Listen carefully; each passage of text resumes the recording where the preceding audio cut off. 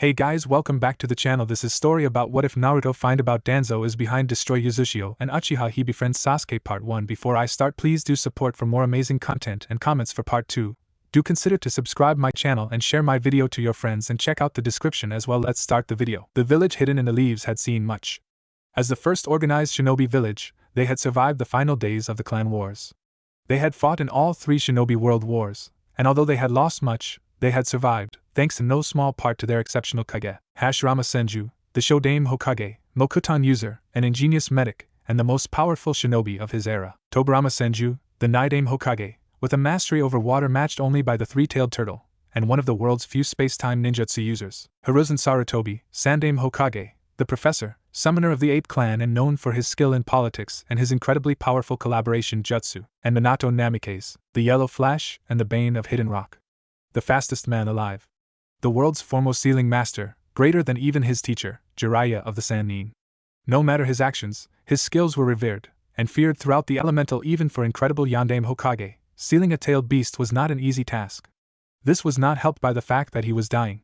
Alongside his wife Kushina Uzumaki, princess of Whirlpool Country before its fall, grandniece of the Shodaime Hokage's wife Mito Uzumaki, the Hidden Leaf's greatest Kenjutsu master, and most relevantly the second Jinchuriki of the 9-tailed very same tailed beast that was currently sticking a gigantic claw through her and her husband. The same claw aimed at their newborn son, Naruto. Even faced with the full might of the strongest Ju, the whiskered infant was silent, his bright blue eyes fixed on his parents' faces, confused as to why the 2 people in front of him had such odd expressions on their faces. And what the large, angry, orange, furry thing behind them was. He reached out towards them, gurgling at seeing his parents, but stopped, frowning at the anguish that appeared on their faces. Being born of a Jinchuriki, he had the same empathic abilities of his mother. And even though he was barely half a day old, he could sense that something wasn't right. And more worryingly, that the 2 people in front of him were fading fast. Minato and Kushina looked down at their son on the ceiling altar. If the decision to seal Kyuubi into him had broken their hearts, seeing his round, whiskered face looking at them in confusion had blasted the pieces into oblivion. Given Minato's earlier battle, this wasn't such an exaggeration. Flashback. After settling his son in a cradle, Minato instantly returned to the chamber in which Kushina had given birth. Looking around for her and any sign of the masked man, he spotted the ANBU that had been guarding them, crumpled to the floor with their throats slit. His breath hitched when he saw the fallen form of Biwako Sarutobi, the Sandaime Hokage's wife. Rushing to her, he checked her vital signs, but there was no saving her. The kunai in her back was a very clear indication of that. Suddenly, he felt a massive burst of chakra that only kept increasing in magnitude. He paled at this. It could only be the 9 tails. Somehow, the masked man must have found a way to free it. Running from the cave, he knew he had to reach Kushina before the extraction was complete. Before he lost his wife forever and before Naruto lost his mother. Outside, Minato watched in horror as the colossal fox tore its way towards the village. He could see ANBU and Chunin guards on the wall preparing for battle, but against the strongest of the Bju he sighed, regretting the casualties that he would be unable to prevent. Turning back towards the area where the original outburst of chakra had occurred, his eyes widened when he saw the spiral masked man from the cave, standing over the barely conscious form of his wife. Flashback end. He'd used his Hiraishin to save her, taking her to the same safe house as little Naruto. Even with his relief at her safety, he couldn't help but be amazed at the bloodline of the female Uzumaki. With the extraction of the most powerful of the Ju, even he hadn't been sure if she'd survive. But nonetheless, he was grateful. He'd had to face the masked man again, after returning to the battlefield, but what had truly shocked him, more than the liberal use of a bizarre space-time ninjutsu that allowed his opponent to avoid Hiraishin, more than the man's skill and knowledge of Jinchuriki and Ju, was the fact that the man possessed a Sharingan, the cursed eye of the Uchihas, capable of copying most jutsu, allowing the user to see chakra, anticipate an enemy's next move, and more worryingly control the Ju. After he'd removed the contract seal from the masked man, the tomoed eyes of the gigantic fox reverted to their original enraged, slitted, blood-red state. The 2 parents, even as their lifeblood left them, smiled at their son. The boy's mother, holding back the fox with her chakra chains, his father, preparing to place a burden on him that would either break him, or turn him into the greatest shinobi to ever live. The Reaper Death Seal was no longer a possibility. The boy would grow up with the full power of the mightiest Ju sealed inside him. His parents spoke their last words, and then the sealing began. Contrary to what Minato believed, the masked man had not left. He was in fact watching the sealing process, an angry scowl on face. Do you truly believe that your village will see him as a hero Hokage? The man thought to himself. He hadn't intended for another Jinchuriki to be created. His plans were falling apart. Seeing the chakra beast sealed into the infant, and his parents lying lifeless on the ground next to him, he made a decision to further his plans. One which would have an impact far greater than even he could have predicted. Hiruzen Sarutobi was exhausted, waiting for Biwako to return, then the Nine-Tails attack. And now the fourth was dead, along with his wife. The aging shinobi sighed. The only possible choice for a replacement Kage at the moment is myself. Kakashi is still years away from being strong enough, and Danzo, he shivered. However patriotic the man might be, the root leader was not meant to be a peacetime leader. He could only imagine what Danzo would do with a Jinchuriki, the son of Hokage no less. He was carrying the baby back to the village. Kakashi was taking care of the bodies of Minato and Kushina, and he'd sent Genma to contact Jiraiya. His ANBU escort was following, watching for anyone who might attempt to harm the child. The elderly Sarutobi knew that the villagers would likely not see young Naruto as their savior but rather as the demon who murdered their beloved Hokage.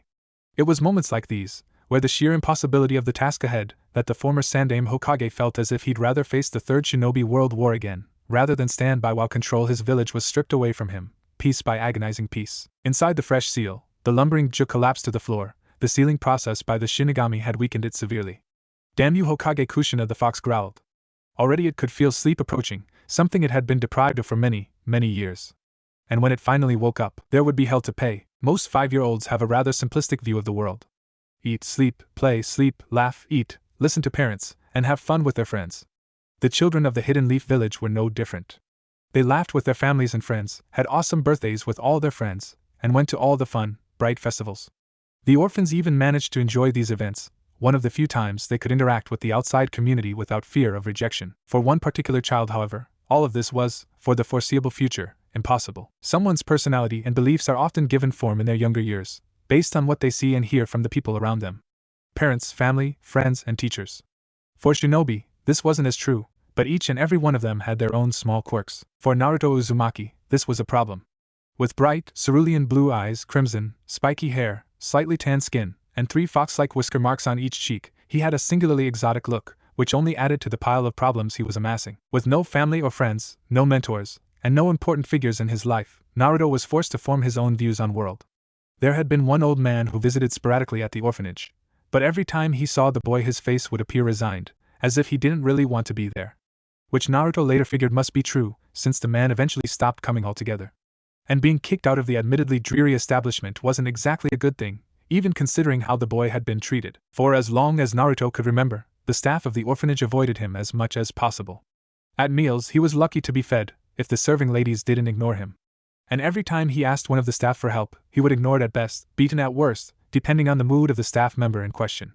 He could even see the looks of sadistic satisfaction when the other children called him names, stopped him from playing with them, or tried to beat him up, which initially resulted in him running to his room in tears. And after the matron had kicked him out, screeching that no demon should ever have been allowed to live here, was forced to face facts, however cold and unforgiving they might be. Naruto Uzumaki was blessed, or cursed, as the situation dictated, with a perfect memory.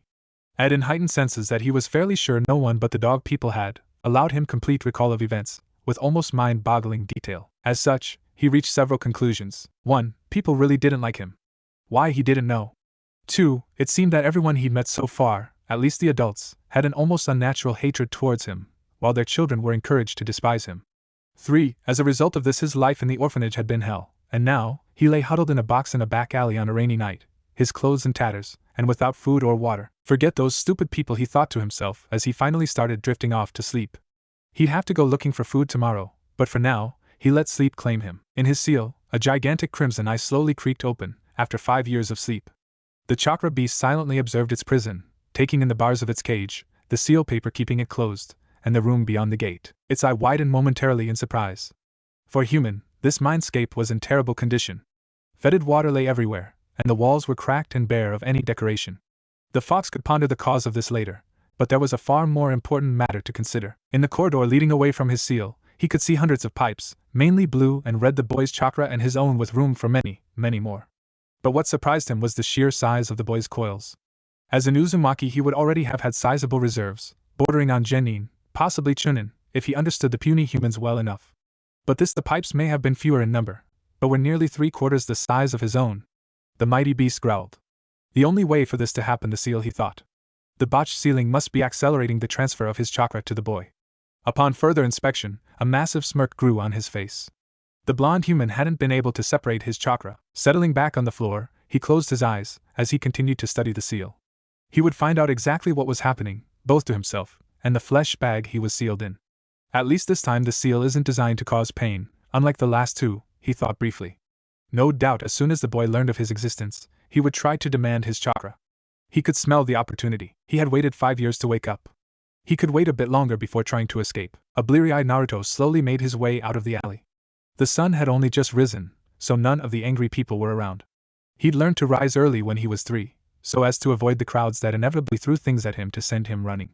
He started heading towards the restaurant district. Most of the time they threw out uneaten food, which he could scavenge from the dumpsters behind the various establishments. The ones owned by the big-boned people generally had the best food, and because the portions were so large, the leftovers were plentiful. Before he could move too much further he spotted some shinobi, most likely chunin, jumping across the rooftops, heading to their posts around the village. As the largest hidden village, it was almost impossible to move without seeing a team of genin doing the dreaded D-ranked chores, a chunin squad, or more rarely, an ANBU on patrol. Naruto liked the animal-masked people. Their attitude always seemed a bit too frosty for his tastes, but they seemed to respect him. Plus the masks were cool. He was 5 years old. He was allowed his outbursts, damn it, almost on their own. His feet changed directions, heading towards the outskirts of the village, where the training grounds for shinobi were located. He absolutely loved watching shinobi spars, especially a male and female ANBU pair that had quite an obsession with swords. And he always laughed his ass off at the faces of freshly graduated genin when they realized exactly how far above them their Jonin sensei was. Reaching training ground 7, he grinned, noticing a sleepy genin team had just arrived. But if they were so early then it must be Dogman, he thought to himself. The spiky silver-haired, dog-masked ANBU, who was probably the most civil person to him in the whole village, was also the only person to be so late to everything. 3 hours at least if it wasn't that important. Apparently not that important included genin tests. True to form, the man arrived some 2.5 hours later, much to the ire of the hungry, sleep-deprived, naive genin hopefuls. The man made one of his usual excuses, but Naruto, after following the man several times, knew why he was always so late. He was always so late. The man, whenever he had a free moment, went to stand by the stone monument on the very training field he was currently occupying. Naruto had taken a look at the stone after the man had left, but there were just names engraved on it. So why was the man so sad? Back with the genin, he could see the man explaining the rules of the test to Trio. Having seen all this before, he knew that whether or not the genin passed depended not on the two bells they were staring at, but on their ability to work together successfully to relieve the jonin of them. But looking at them, the shared dislike of each other, he knew they wouldn't pass. Teamwork like anyone would ever want to work with me, Naruto thought. Given how cool he thought shinobi were, it was no surprise that he wanted to become one. As he was about to leave, he saw the jonin perform a set of hand signs, before vanishing in a swirl of leaves. He looked at the space the jonin had previously occupied with wide eyes. That was so cool. Suddenly he felt the hairs on the back of his neck stand up. He could practically feel the killing intent in the air, but it vanished almost as soon as it arrived. Jumping around, he saw the jonin leaning against the tree trunk, gazing impassively at him. "Sorry, dog-san," he said sheepishly, rubbing the back of head. The man's only visible eye widened briefly, before he turned it into one of those physically impossible eye smiles of his. Most of the man's face was covered by a mask, and his left eye was covered by his ninja headband. Naruto thought he looked awesome, but at the same time wondered how the man lost his eye. "Well, while I'm waiting for those three to find me, I thought I'd find out what you were doing here. Seeing as this isn't your test," the man spoke, but without the usual harshness someone would receive for intervening in shinobi affairs. Naruto chuckled nervously. The man wasn't angry at him, but he knew he'd have explained himself, or be forced to leave. "Well, I was walking past this morning when I saw them," he indicated the genin waiting, "so I figured I'd stay and watch you thrash them," he finished with a childish smirk.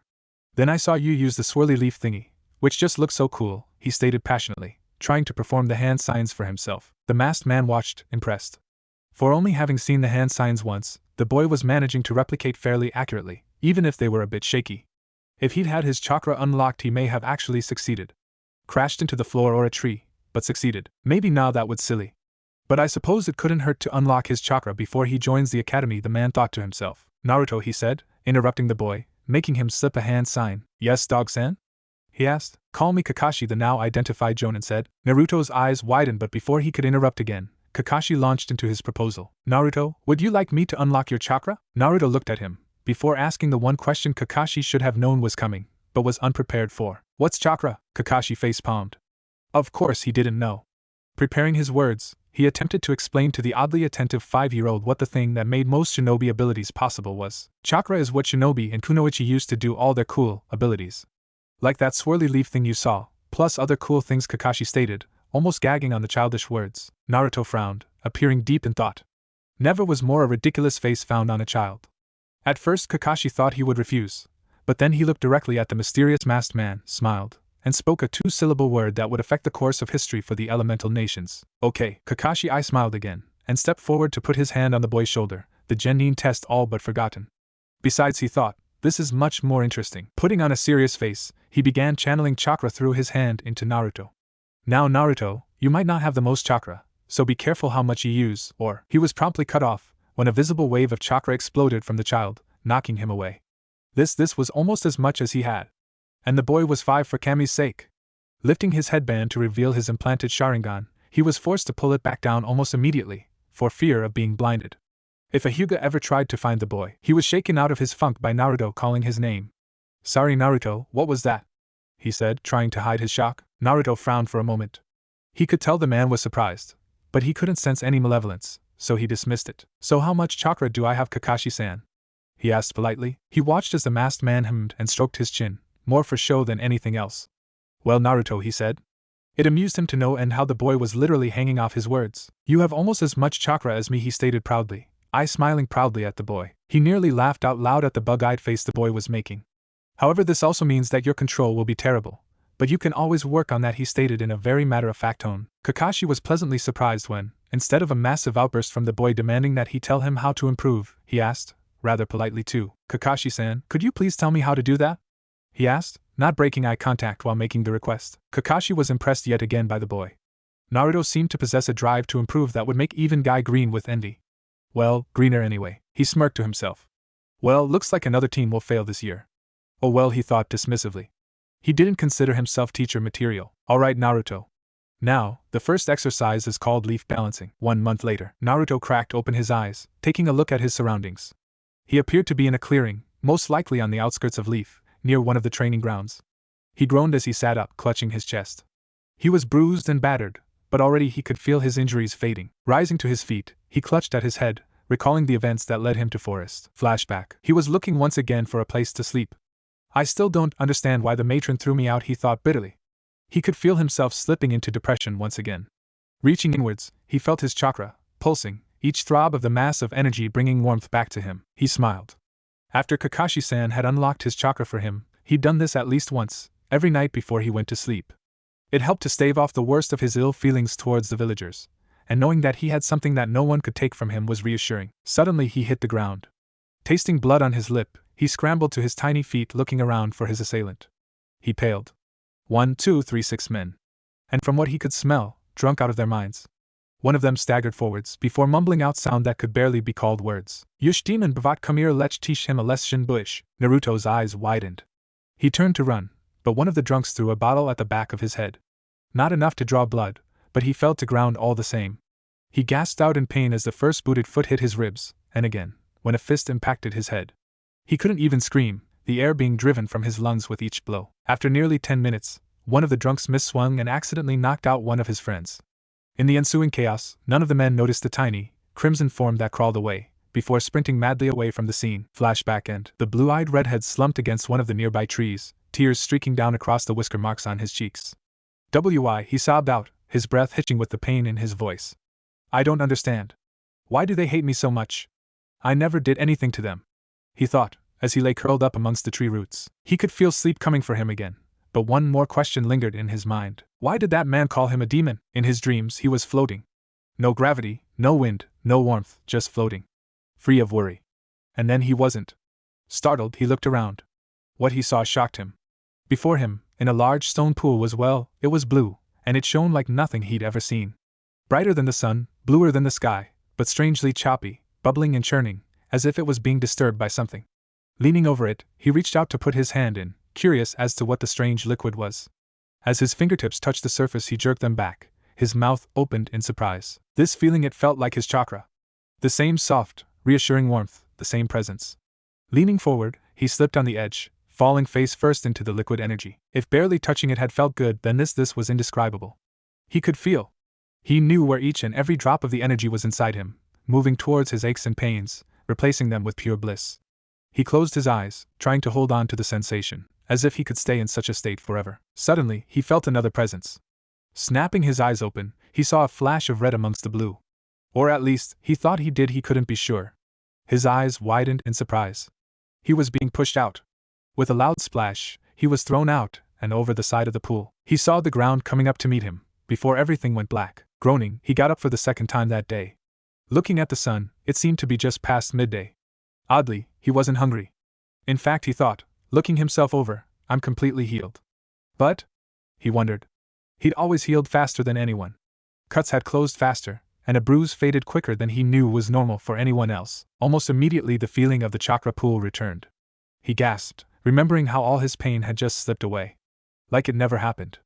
Looking around, he found a large, freshly fallen leaf not a meter away. Quickly grabbing it up before the wind could take it, he slapped it to his forehead, immediately focusing his chakra to the point of contact. Chakra control, as Kakashi had told him, was a must. After all, if two ninja have the same amount of chakra, and the same level of experience, end up using the same jutsu on each other. He paused, gazing expectantly at the diminutive redhead with that single eye of his. Naruto liked Kakashi and all, but he got really irritated with the man when he did that. He sighed. The answer to Kakashi's question was the person with the better control would win, since they could control how they formed their chakra better, and used less chakra when doing so. But he still pitied the team that Kakashi would inevitably have to pass. He barely managed to hold the leaf for 5 seconds before it fell back to the ground. Damn it, I'll have to keep trying until I can do it for 3 hours, like Kakashi-san said. He thought, resolute in determination. Placing the leaf on his forehead, he tried again. This could also help him finally learn swirly leaf thing. 2 weeks later. Yes.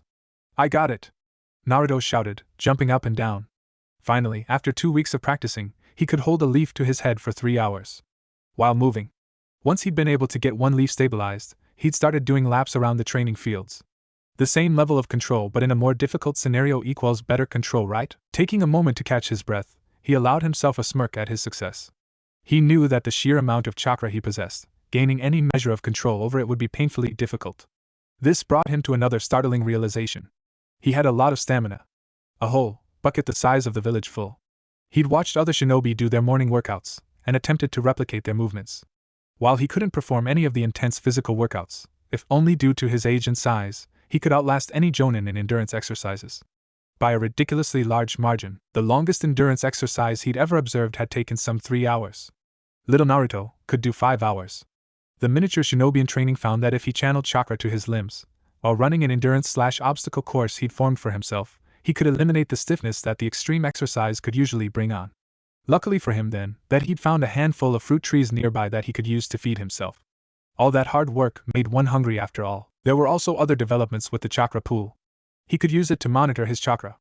Currently, after 2 weeks of solid chakra control exercises, the pool had lost some of the bubbles that usually appeared. Obviously, if he ever managed to get perfect control, the pool's surface would be completely flat. No bumps or ripples. And it helped that he could tell how much chakra he'd used by the water level, even if it never dropped more than a centimeter. Running through the hand signs he'd seen Kakashi use that day, he prepared to vanish in a swirl of leaves. He had to push his fingers to make unfamiliar shapes, which wasn't easy. Finally completing the sequence, he channeled his chakra and appeared 10 meters away, with his face in a tree. This would take quite a bit of practice, and maybe more chakra control. 1 month later, ever since his disastrous first attempt at the jutsu, he trained himself into the ground. Endurance training twice a day, and he'd added a leaf to his chakra control training every day. At the moment, he was finishing his last lap around the training ground, with 30 leaves stuck to various parts of his body. All this other training wasn't to say that he'd neglected practicing the other jutsu. So far he'd figured out a few key elements that would help him to successfully use the jutsu. 1. He needed to picture where he was going, else he'd slam into whatever happened to be in front of him at the time. 2. The amount of chakra he put into the jutsu would depend on how far he went. 3. He could alternate between leaves and smoke, but there seemed to be far too much of both to be useful. After all, if an enemy can see where you disappeared and where you are appearing, they can catch you unawares. Not a good thing. And fourthly, and the reason he hadn't practiced the jutsu in over a week, the reason for the masses of smoke, or leaves chakra control. Even the work he'd done the first 2 weeks hadn't been enough. Skidding to a stop, he took a moment to catch his breath. As proud as he was at himself, doing so much exercise was exhausting. He went through the hand signs for the jutsu once more, far more fluidly than his first 2 attempts. Whenever he took a break, he practiced, improving in both speed and dexterity. Focusing on his destination, a rooftop on the edge of the village, he finished the hand signs, channeled his chakra and vanished, leaving a handful of leaves in his wake. Rooftop. As he cleared the smoke from his eyes, Naruto caught sight of several leaves falling to the ground around him. Even the smoke was dispersing faster.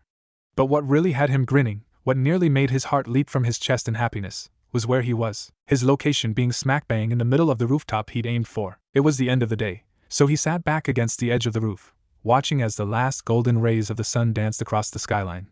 As a stray beam caught on the mountain, the faces of the 4 Hokage lit up, as if on fire. Looking up at the monument to the Leaf's greatest ninja, Naruto Uzumaki knew what his goal was: surpass them all. Deep inside the seal, the mightiest Ju furrowed its brow. However bare it may have been, its cage was a great improvement on the previous one. But he really hadn't expected the boy to start using chakra so soon. He'd even managed to gain a small measure of control over it. But, and the fox growled at this, the boy using chakra meant that he would drain the Ju of his at a faster rate. At the moment, it wasn't enough to be a danger, but eventually, the fox growled, deeper this time. The nerve of this child. And what was worse was that the boy didn't even realize it. He slammed against the bars. Cursed the 4th Hokage. But then again, what else could you expect from a human? His entire existence, he had been enslaved.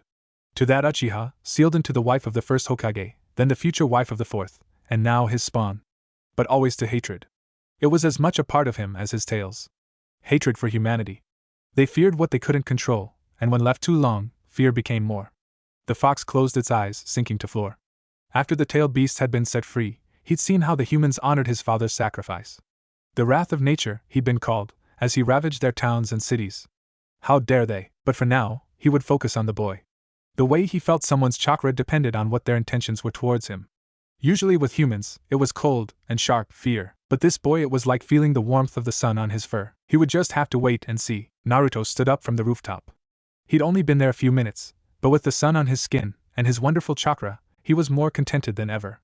He flickered away, towards somewhere with food. Too bad he didn't notice a spiky silver-haired, masked man on the roof across from him, his eye almost popping out of his socket, appearing amidst a shower of in an alley behind a restaurant, a shinobi one. Judging by the appearance of the people walking past, Naruto stood grinning at his success. His first successful jutsu. Sure, he had a lot more work to do before it was perfect. Unfortunately for him, the restaurant had a very busy bar. Bar equals drunkards. Now, most drunkards get violent when they see something they don't like. And when you got a drunken shinobi who was still carrying several leftover kunai, for the first few moments, Naruto could tell that something was wrong, along with sensing some muted anger. And then the pain hit him. He gasped, drawing forth fresh throbs of pain. The kunai sat lodged in his shoulder, buried almost to the hilt. Had the person who'd thrown it actually been sober, he would have been dead. Stumbling away in the opposite direction, out of the corner of his eye he saw 3 chunin leaning against each other, kunai held in reverse grips in their hands, ready to attack him. Gripping his shoulder, tears streaming down his face at the pain, he sprinted away from the trio. As soon as he passed the nearest corner, he ducked behind some trash cans, watching with a thundering heart as the group skidded past his position, and out onto the street beyond. He closed his eyes, sobbing as he sank to the ground. What did I do? He mumbled to himself. He knew about the hatred directed at him, but to actually try and they were trying to kill me, he stopped sobbing, as the shock set in. Grabbing the kunai, he wrenched it out of his shoulder, barely holding back a flood of tears as the blood started flowing freely. I have to get out of here, he screamed before he took off running, not caring where his legs took him, just so long as it was far, far away from those shinobi. He must have run for hours. The moon had long since reached its apex, and was beginning its slow descent towards the horizon. Panting as he finally stopped running, Naruto leaned back against a tree, trying to catch his breath. After a few minutes, he began looking around, trying to figure out where he was. His wound had closed up already, leaving a white line of scar tissue. He must have subconsciously channeled chakra to it, he remarked bitterly. He shouldn't have needed to do that in the first place. He frowned, not recognizing this part of the forest. The trees were massive, taller than many buildings in the village. The place also seemed to radiate an oppressive aura, putting him on edge almost immediately. In the distance he spied a fence beyond which appeared to be flat ground, similar to. He paled at the realization of exactly where he was. He'd seen this place from a distance once before, right on the edge of the training grounds. He'd seen Jonin avoid the place, and he'd heard the sounds of what he imagined were massive animals inside the fenced-off area, which at the moment were ominously silent. Naruto's eyes darted around, his heart beating in his chest like a drum with the adrenaline flooding his system. No, no, no, no, no, no! Please no, not here! He screamed in his head, not willing to make any sound that might provoke the creatures into attacking. He could feel them, just beyond his vision, watching. Waiting. There was no anger, just an insatiable hunger. Tightening his grip on the kunai in his hand, which he still hadn't let go of, he came to a strange, terrifying realization. He was food. They didn't hate him. He was just fair game. And he had to get out. Jumping towards the fence, he started sprinting towards freedom. He barely managed to get 5 meters when he on his back, the breath shaken from his lungs and his eyes nearly knocked out of head. Blinking to clear his vision, he almost wished he hadn't, because doing so brought him face to face with the thing that had knocked him down. Standing nearly 2 meters off the ground, with most of its long, scaly, muscled body coiled beneath it, was the largest, meanest, angriest snake Naruto had seen in his entire life. Its ivory fangs, the length of kitchen knives, were dripping with a sizzling poison. Its eyes were an angry purple, matching its scaly hide, and gleamed with a cold intelligence and cunning that only a reptile could possess. Naruto stared back into its eyes. The standoff lasted barely a moment, before the snake realized that it had a potential meal sitting right in front of it. And it lunged. It was only reflex that saved the crimson-haired boy. The arm with the kunai came up, just as the snake reached him. And then it slammed into him harder than anything he'd ever felt. He could feel that his ribs were at the very least cracked, and one of the beast's fangs had pierced through his side, injecting some of its debilitating poison. It was a minute later that Naruto realized that the creature wasn't moving. Looking down, he forced down the bile in his throat. His hand had driven the kunai deep into the roof of the snake's mouth, while its strike had raked a fang up his hip, before sinking deep into his side. Panicking, he ripped out the kunai, blood splashing across his face. He hacked away at the snake, trying to cut the fang off so that he could free himself. Even as he wriggled out from under the snake, his mind was registering the pain the poison was causing. Scrambling over the fence, he felt revulsion at what he'd. The sticky, coppery scent of the blood was everywhere. Losing himself in shock, he ran for the second time that night. It was only as the sun rose that he finally collapsed to the ground, too drained to even cry himself to sleep. Kakashi was feeling unusually pensive as he walked to the memorial stone. When he told Naruto about the leaf exercise and unlocked his chakra for him, he hadn't expected much. Maybe the boy would practice a bit, but never in his wildest dreams had he imagined the boy would improve his control so much that he could successfully perform the body flicker technique. And on top of that, the boy only knew the hand signs. He hadn't explained any of the theory behind it to him. No wonder then he was rendered speechless when he saw the boy disappear in a cloud of leaves. Apparently his control wasn't that good, if he left such a large signature behind, he sighed to himself. He must be one of the few people in the village who knew who Naruto really was, his heritage. The boy should be a hero, the only thing between the village and the most destructive force in the elemental nations. Instead, he was perceived as that very force, the thing that had cost hundreds their lives 5 years ago. The civilians hated him. Apparently not even the Sandame's explanation of the ceiling convinced them that the demon had not been reborn as a child. Most of the senior ninja respected him for his burden. After all, the boy was the reason that more people hadn't died. The real problem lay with the Chunin and Genin forces at the time of the attack. Many of them had lost family, and it soured their views on the boy. Most of them had the sense not to attack Naruto, but it was only a matter of time before something happened. Approaching the stone, Kakashi immediately knew something was wrong. His nose was almost as good as an Inuzuka's, and currently, the pervading scent in the area was that of blood. A lot of blood. Sprinting forward, he saw a trembling heap at the base of the stone, soaked in the stuff. His visible eye widened as he got closer. It was a child. Who the hell would do this to a child? Reaching quivering boy, he pulling him over. Scanning his body, he could see only 2 wounds, one in the shoulder, which looked to be like a kunai, and a puncture wound, most likely from the massive snake fang lying next to the boy. As shocking as the fact that the wounds were already healed, the fact that the offending fang was from one of the most poisonous species in the Forest of Death, and how much blood the boy was covered in, Kakashi's breath hitched when he recognized exactly who was lying shaking in front of him. Naruto. The idea of a hospital passed through his mind for but a moment, before it was discarded. Clearly the boy was suffering the effects of a deadly poison, and the hospital staff were more likely to help it do its work rather than help the boy. His wounds were already healed, so the poison was a priority. Summoning some of his dogs to guard the boy, he raced off to find the village's foremost poison expert, someone who was almost as much of a pariah as Naruto himself. Anko Mitarashi, the snake mistress of the hidden leaf. Naruto's poison-induced dream. Naruto's eyes snapped open. Arms check. Legs check. Head check. Body check. But the sky, a bloody crimson, with ash falling from the noxious clouds like rain. Feeling it burn, he quickly tried to wipe it off, cringing when he only succeeded in smearing it all over himself. Spying a door set in a large brick structure, he sprinted for it, more ash landing on him as he went, burning skin and clothes indiscriminately. Reaching the door, he frantically tried to open it. Damn it, it's locked, he panted out. His skin felt like he was being slowly roasted, inch by inch, till he would be burned alive. Screaming in frustration, he gave one final push, when the door suddenly gave way.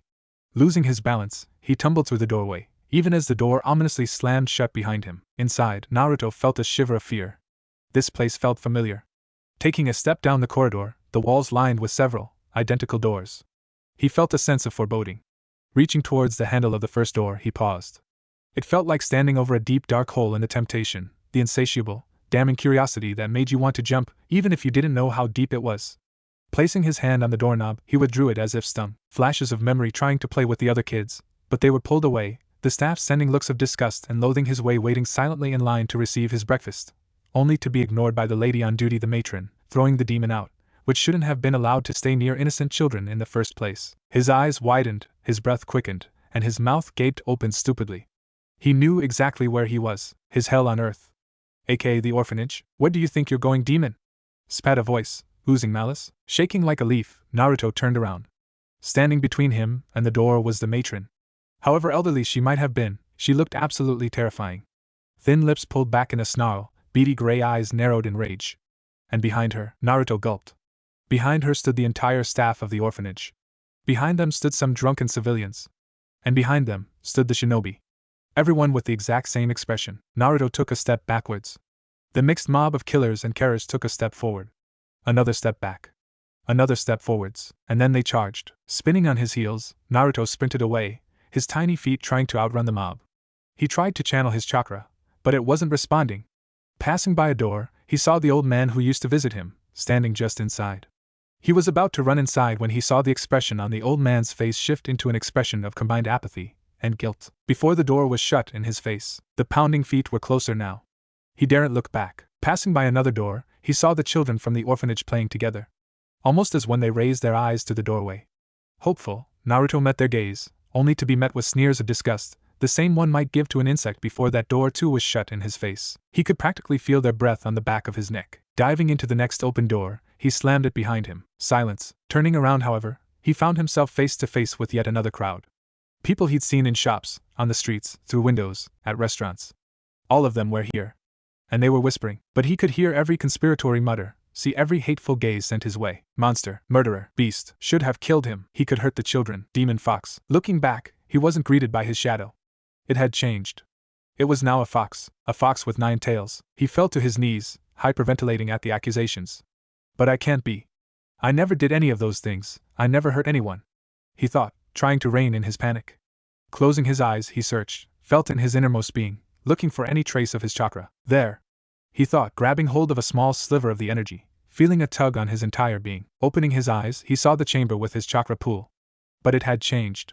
On one side, there was his chakra, which seemed a fair bit larger than the last time he looked. But there was a pipe, pouring a purple liquid into it, mixing with it, adding to it. It was little more than a then you would get from a slightly open tap.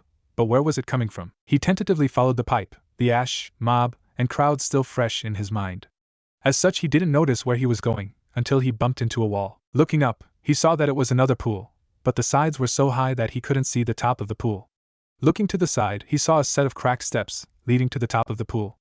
As he ascended the stairs, he noticed that the sides of the pool seemed to be reinforced. Reaching the top, he saw why. It was chakra, no doubt about it. But it was red. Redder than blood, than fire. It raged against the sides, both deeper and further across than his own by magnitudes. Writhing and bubbling, more out of control than his, but strangely focused, as if dedicated to a purpose. Before he could touch it, he heard his name, whispered out, but growing in volume, till his was clutching at his ears, shouting for it to stop. And then he woke up. End of Naruto's poison-induced dream. Forcing open his eyes, Naruto could see the blurry shapes of 2 people standing over him. He nearly panicked when he saw the unfamiliar woman, but calmed down when he saw the spiky silver hair that could only belong to one person in the entire village. Kakashi-san, he managed to croak out, before curling up into a ball, crying his eyes out. The 9-tailed fox was both angry and confused, which for it was highly unusual. It had been alerted when it felt a pull on its chakra, consistent with an injury of some sort that had been present in both its previous hosts and now its current one. It was a relatively minor wound, as well as some annoying poison, but it was barely enough to be a bother. The boy's Uzumaki chakra must be extremely strong, he mused. It was still infuriating that he could draw on it like this. But through the chakra linking them, binding them, he felt something he had never experienced before. Fear. Pure, unadulterated terror. He was the 9-tailed fox, the mightiest Jew, a force of nature itself. He had no reason to fear anything. The seals of his previous hosts had been so tight that they had prevented him from sensing anything. But even as filtered as it was by the seal, it was still there. Fear of humans. That was what had the fox confused. Why would his jailer, the only thing standing between him and the rest of the overgrown apes, fear his own kind? Not fear of rejection, not fear of death, fear of the pain that they hated him, without knowing why. Suddenly, the fear was partially overtaken by curiosity. The boy was dangerously close to coming in contact with his chakra. The beast growled.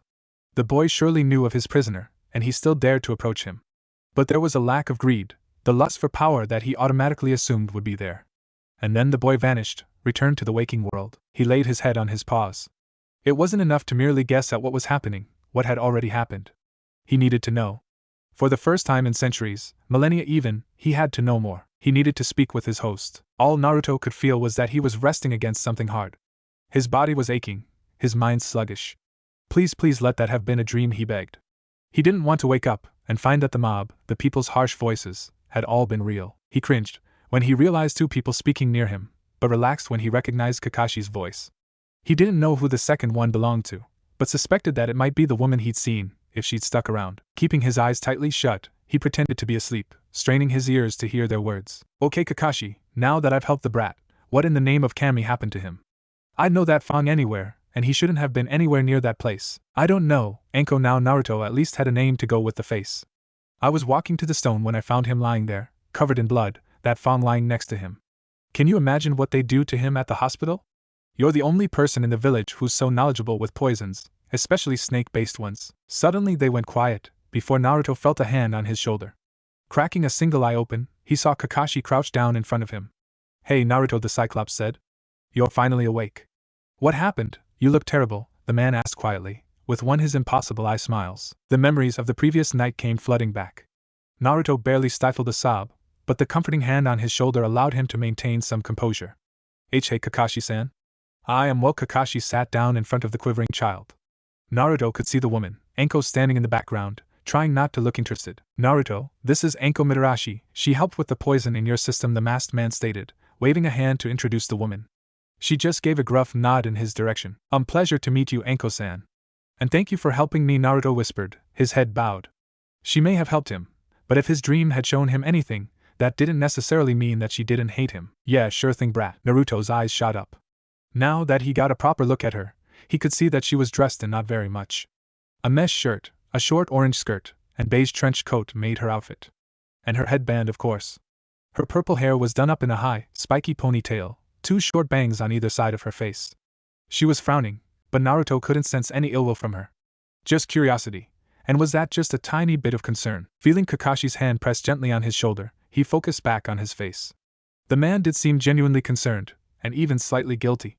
Naruto, what happened to you? He asked, a little more firmly, but lacking any harshness. Naruto bowed his head, and began his story.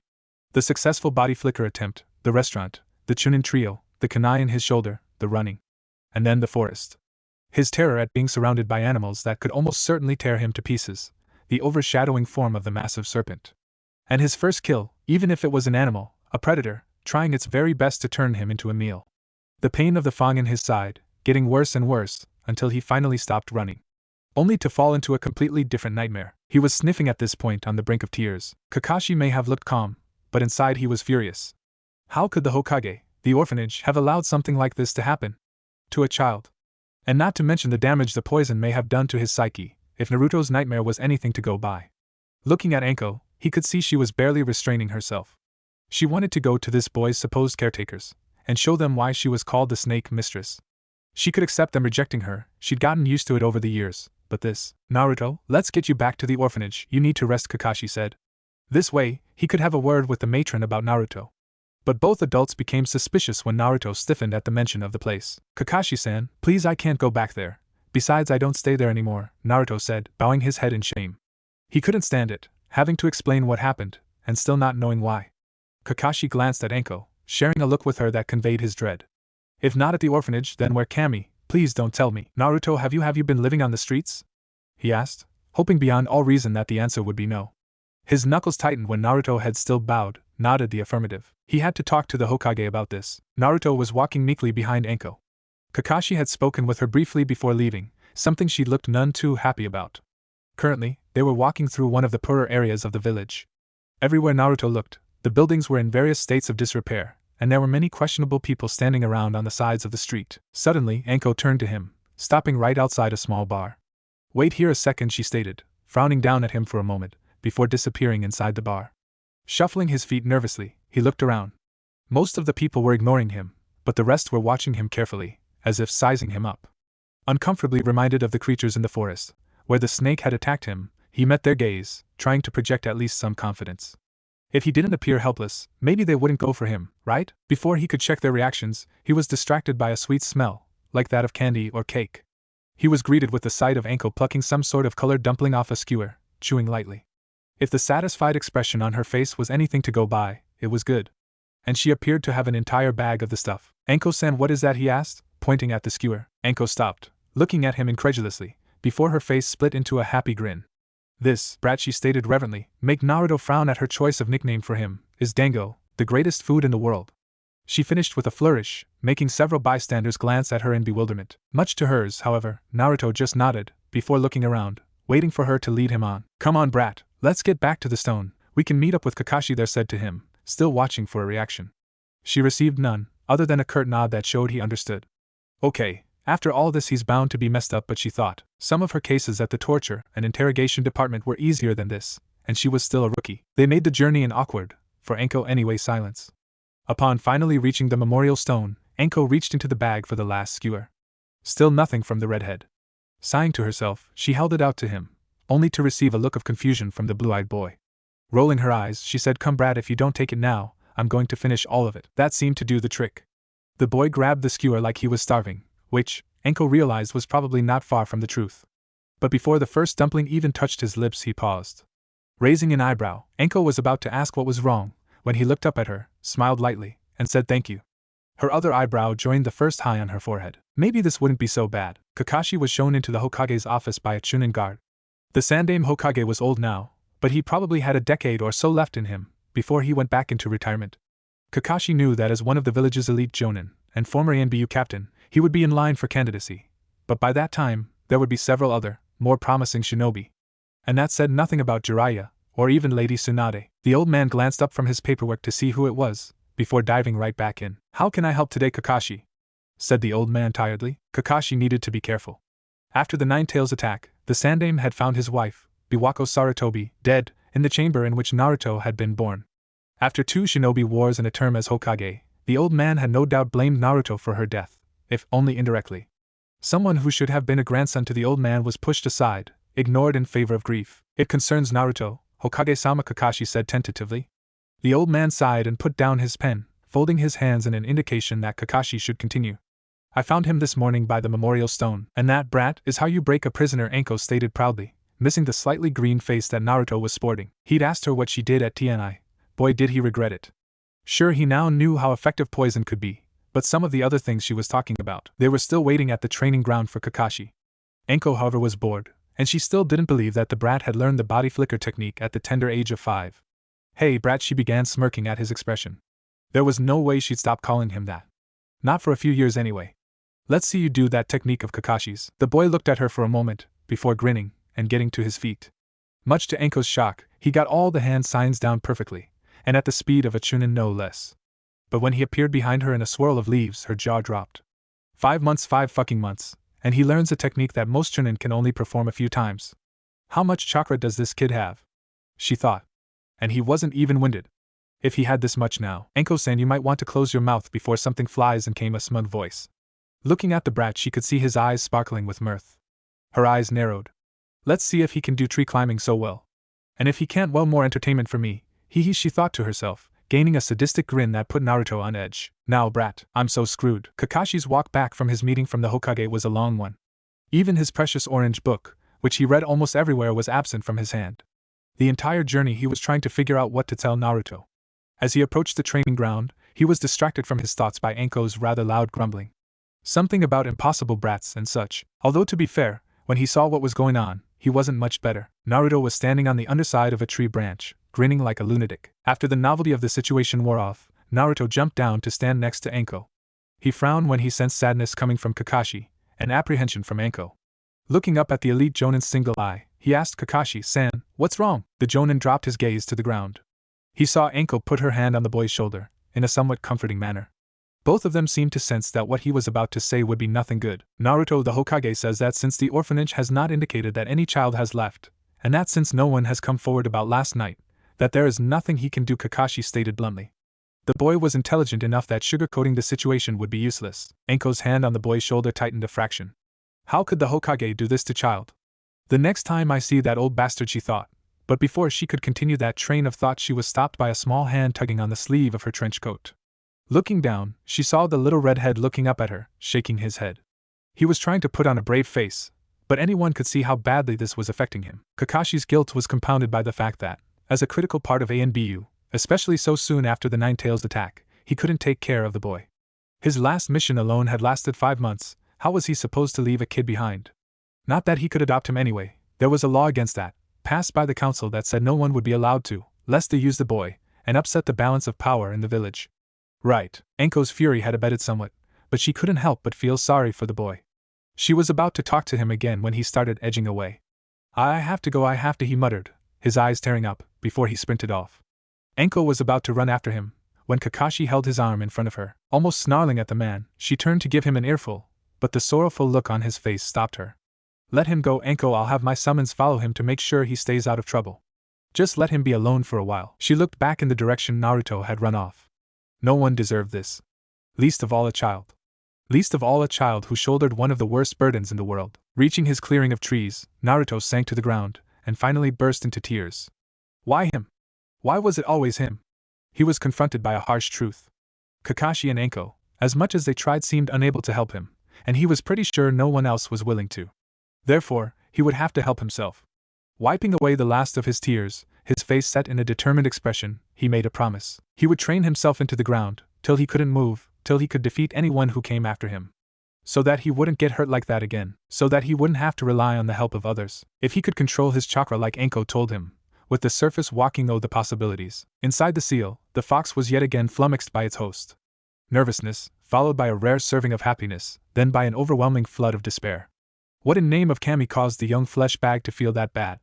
But it was the nest feeling that made the fox just slightly impressed at the boy. Determination. Unyielding and insurmountable. Whatever the boy had decided to do, there would be no stopping him. This would be a very interesting human to watch. Even if the fox hated him, he might just have given the boy a smidgen of respect. Thanks, Pakin. Let Anko know, would you? He said to the Nin dog. So Naruto was training. Not too much of a surprise. But according to the small dog, the kid's determination was almost frightening. Maybe I should introduce him to seals. Even if I can't do much else, I can start him out in that. And since he's an Uzumaki, he suspected it would be a similar situation as the body flicker technique. If only Kakashi knew what he just caused. Anko stared at the spot Kakashi's Nin dog had disappeared. So the brat was training. She smirked. The kid was a resilient little. She wondered if the kid might like a small job. She'd have to speak to Ibiki tomorrow. Apparently healing someone who was poisoned was difficult. Who knew? Naruto woke up to the smell of wet grass. As uncomfortable as it was, he was getting used to sleeping on the forest floor. Luckily, the roots of a nearby tree covered a large space beneath, which had become his home for the foreseeable future. Crawling out of the space, he got to work. It had been a week since his run-in with the snake, and he'd kept his promise, and training himself into the ground. Everywhere he went, he used the surface walking exercise if at all possible. He'd even combined it with the leaf exercise, carrying nearly 100 of the things. With regards to the body flicker technique, he'd managed to reduce the amount of leaves slightly, and his hand signs had improved, but he honestly thought he would have improved more by now. He kept his patience though. He'd started using the trees in the clearing as training dummies. Punches, kicks, and he even practiced throwing the kunai, which he'd kept. Might as well get his eye in now, right? He wouldn't develop much musculature until he was older, but he would be as fit as humanly possible. Before he could start his routine, Kakashi appeared before him. He had been disappointed with the man at first, but after sleeping on it, he knew the man had done everything he could to help him. Putting on a smile, he greeted the cycloptic Jonin. Hey Kakashi-san, what's up? The Jonin was pleased. Naruto had bounced back from the incident rate well. He did seem slightly more withdrawn, but overall it was looking good.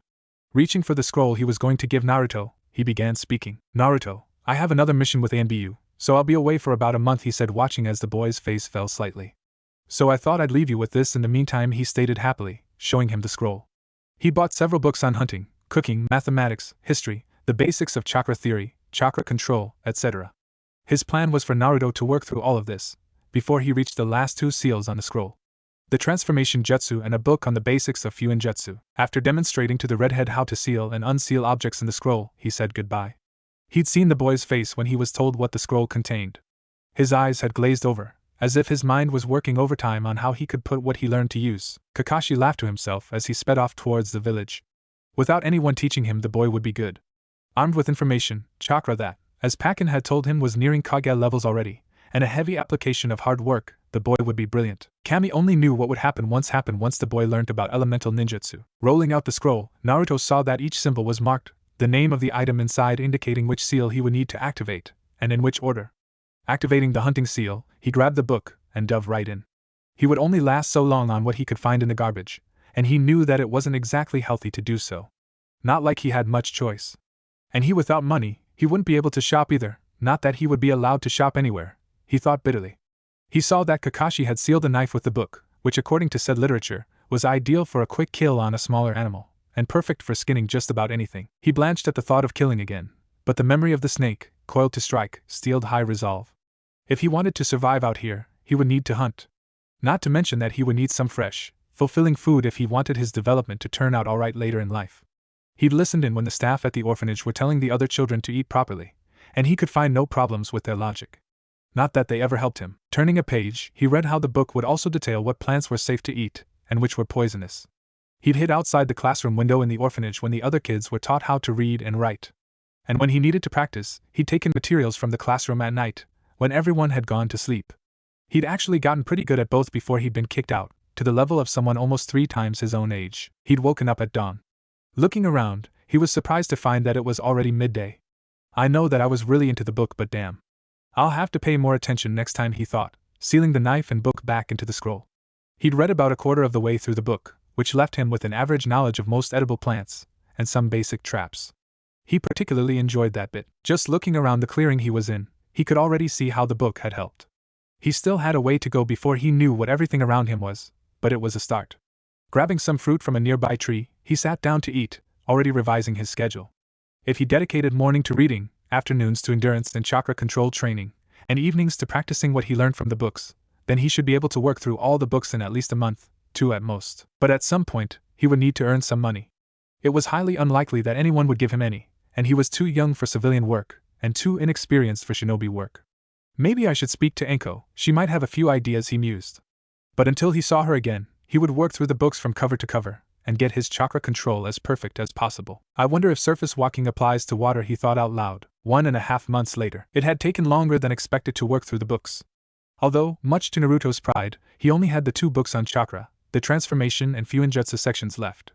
His body flicker technique was almost perfect, but the chakra pouring into his own seemed to be interfering with his control somewhat. His throwing skills were decent at the moment, but he suspected he could do better if he had a kunai that hadn't been overused as much as his was. And more of them for that matter. At the moment, he was stalking a large rabbit, which he hoped would soon be dinner. Months of eating half-rotten, cold leftovers, and fruit from the surrounding trees had finally gotten old. He needed some meat. He'd finished the hunting book first, and the rabbit was even now walking into his ambush. And should that fail, a lethal trap, he'd track several animals, but this was the only one without a so-called pack. He hadn't had the heart to take them from this world. The thought of what he was about to do to the creature quickly brought up the guilt from his previous encounter with an animal, but those feelings were quickly squashed by hunger and cold logic. If he hadn't killed that snake, looking at his soon-to-be dinner, he darted out of the shadows. He'd started using chakra to reinforce his limbs to great effect, massively increasing his speed. He grabbed the rabbit, before sliding the kunai between its ribs. It slumped lifelessly to the ground, a quick, clean kill. Trying to ignore the tiny body he was carrying, Naruto trudged back to his clearing, and began preparing a fire. He knew what was coming next, was dreading what came next. Despite what he'd been through, he was still somewhat wary of cutting up his prey. The boy had nearly thrown up when he first glimpsed the rather graphic descriptions in the book on how to skin and carve up an animal, as well as which bits to dispose of, but still. Laying the rabbit on a flat piece of wood he'd salvaged, he held his kunai, palms sweating, before cutting swiftly, clinically down the center of the abdomen. A spray of blood hit him, not dissimilar to that of the snake. His hand shaking slightly, he continued, focused on his task. If he could just finish this, get past this. Finally he was done. He buried the remains, sealed the skin into his scroll, and set the meat on the fire to cook. Only then did he collapse. It was easier to deal with than before. And given his situation, he would most likely have to do this again. He breathed deeply, calming himself. This was necessary. This was nothing compared to what he would have to face as a shinobi. Now he could eat, without having to rely on others for sustenance. His next step to gaining control over his life. Kakashi watched the boy from a tree some distance away, Sharingan active. He couldn't have been more proud of his student. The only person he'd ever successfully trained, even if all he'd done was give him information. He frowned to himself for a moment. Perhaps that was why all his other teams failed. He expected them to be like the Yondaime, or even himself, to grasp any concept instantly, and to always perform at their best. But Naruto isn't like that, he thought to himself. The kid's work ethic was enough that guy would be highly impressed, and even at such a young age, he was largely self-sufficient. Sure, his clothes could do with a little work, but given that they were the only ones the boy had, it wasn't too bad. Observing the boy's chakra, he could see that it was nearing Kage level capacity, and would probably surpass that in a few months. And more astonishingly, he had Chunin level control. How many chakra control exercises was this kid doing? He knew from pack in which books Naruto had read so far, and while he was anxious to see what the young Uzumaki would do with seals and the transformation technique, he was surprised that Naruto had raised his control to such a level. Leaping away towards his apartment, Kakashi of the Sharingan made a mental note to contact Anko again soon. Once the boy finished all his books, they may need to give more training methods to keep him occupied. If only so that the brilliant mind of Naruto Uzumaki wasn't unleashed on the Leaf Village. If it ever was, can we protect them? Because nothing else would be able to. It was now 5 months after the young Uzumaki had his chakra unlocked by Kakashi. Standing at just under a meter in height, eyes as blue as the sky on a sunny day, spiky hair as red as blood, reaching to the nape of his neck, his 6 whisker marks adorning his face, Naruto Uzumaki was feeling very proud. He'd finished all of Kakashi's books, and thanks to him, was able to improve more than he could have possibly imagined. With the book, he'd managed to apply the surface walking exercise to everything available. Trees, water, walls, anything that wasn't normally traversable. He hadn't quite worked out flying yet though. He'd upgraded from leaves to bark chips, and after falling off a tree a few times due to badly distributed concentration, he could now circulate chakra through any part of his body, strengthening and hardening it. His endurance had increased naturally, and he'd had greater success with hunting, going so far as to make more elaborate traps for larger prey. He'd even managed to make a small bag to store his things, mainly the scroll, kunai and any other bits and pieces he found from the pelts of the animals he killed. He had to fish through several dumpsters before he found a needle and thread, and his pricked fingers were a testament to his failed efforts. He could now recognize the people who belonged to clans in the Hidden Leaf. Nara, Yamanaka, Akimichi, Inuzuka, Aburame, Karama, Hyuga, and Uchiha.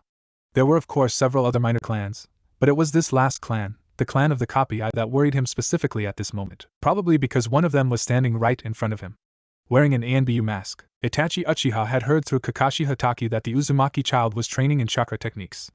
Itachi was one of the few Uchiha who didn't load the last Hatake for his stolen eye, and so as a fellow prodigy, they became friends of a sort. Itachi had been an ANBU captain by age 13, surpassing Kakashi. He was raised in wartime conditions, but nonetheless. To hear of a child, without a clan backing him, without much of a guiding hand, who had accomplished as much as he had in so short a time, he had to see this for himself. Following Kakashi's directions, he found himself on the edge of a clearing. He could see the boy training furiously, the drive to improve that so many lacked. Itachi was one of the few Uchiha who didn't rely completely on his Sharingan, and as such could appreciate what the boy was doing. According to Kakashi, he was already close to mastering the body flicker, and he was just starting to work on the transformation and seals. Suddenly, the boy stopped, turning to look directly at Itachi's hiding spot.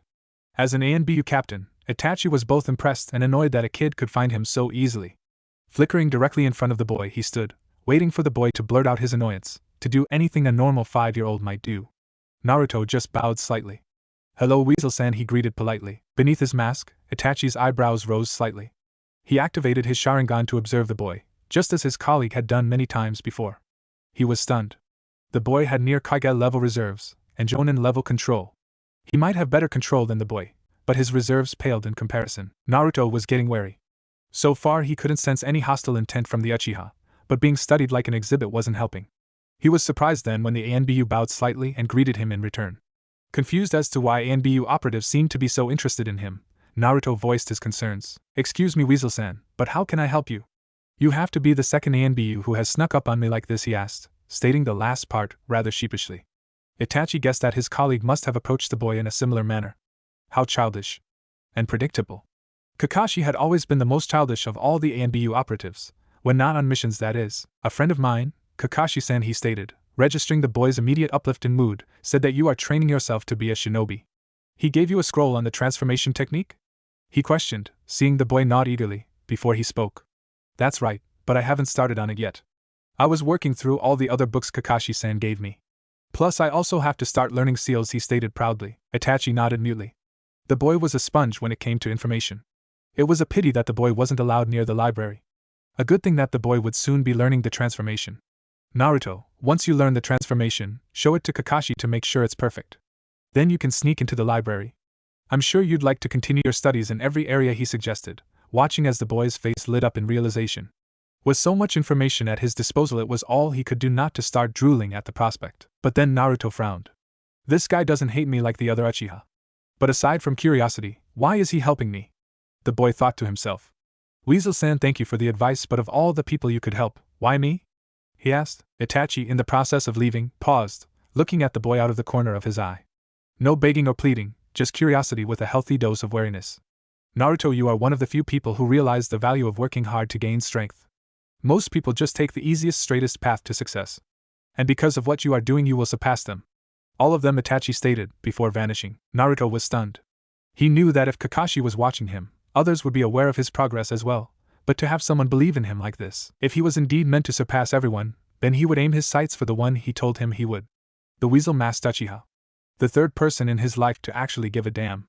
And he would start with the transformation jutsu. As Itachi sped away, he pondered his own words.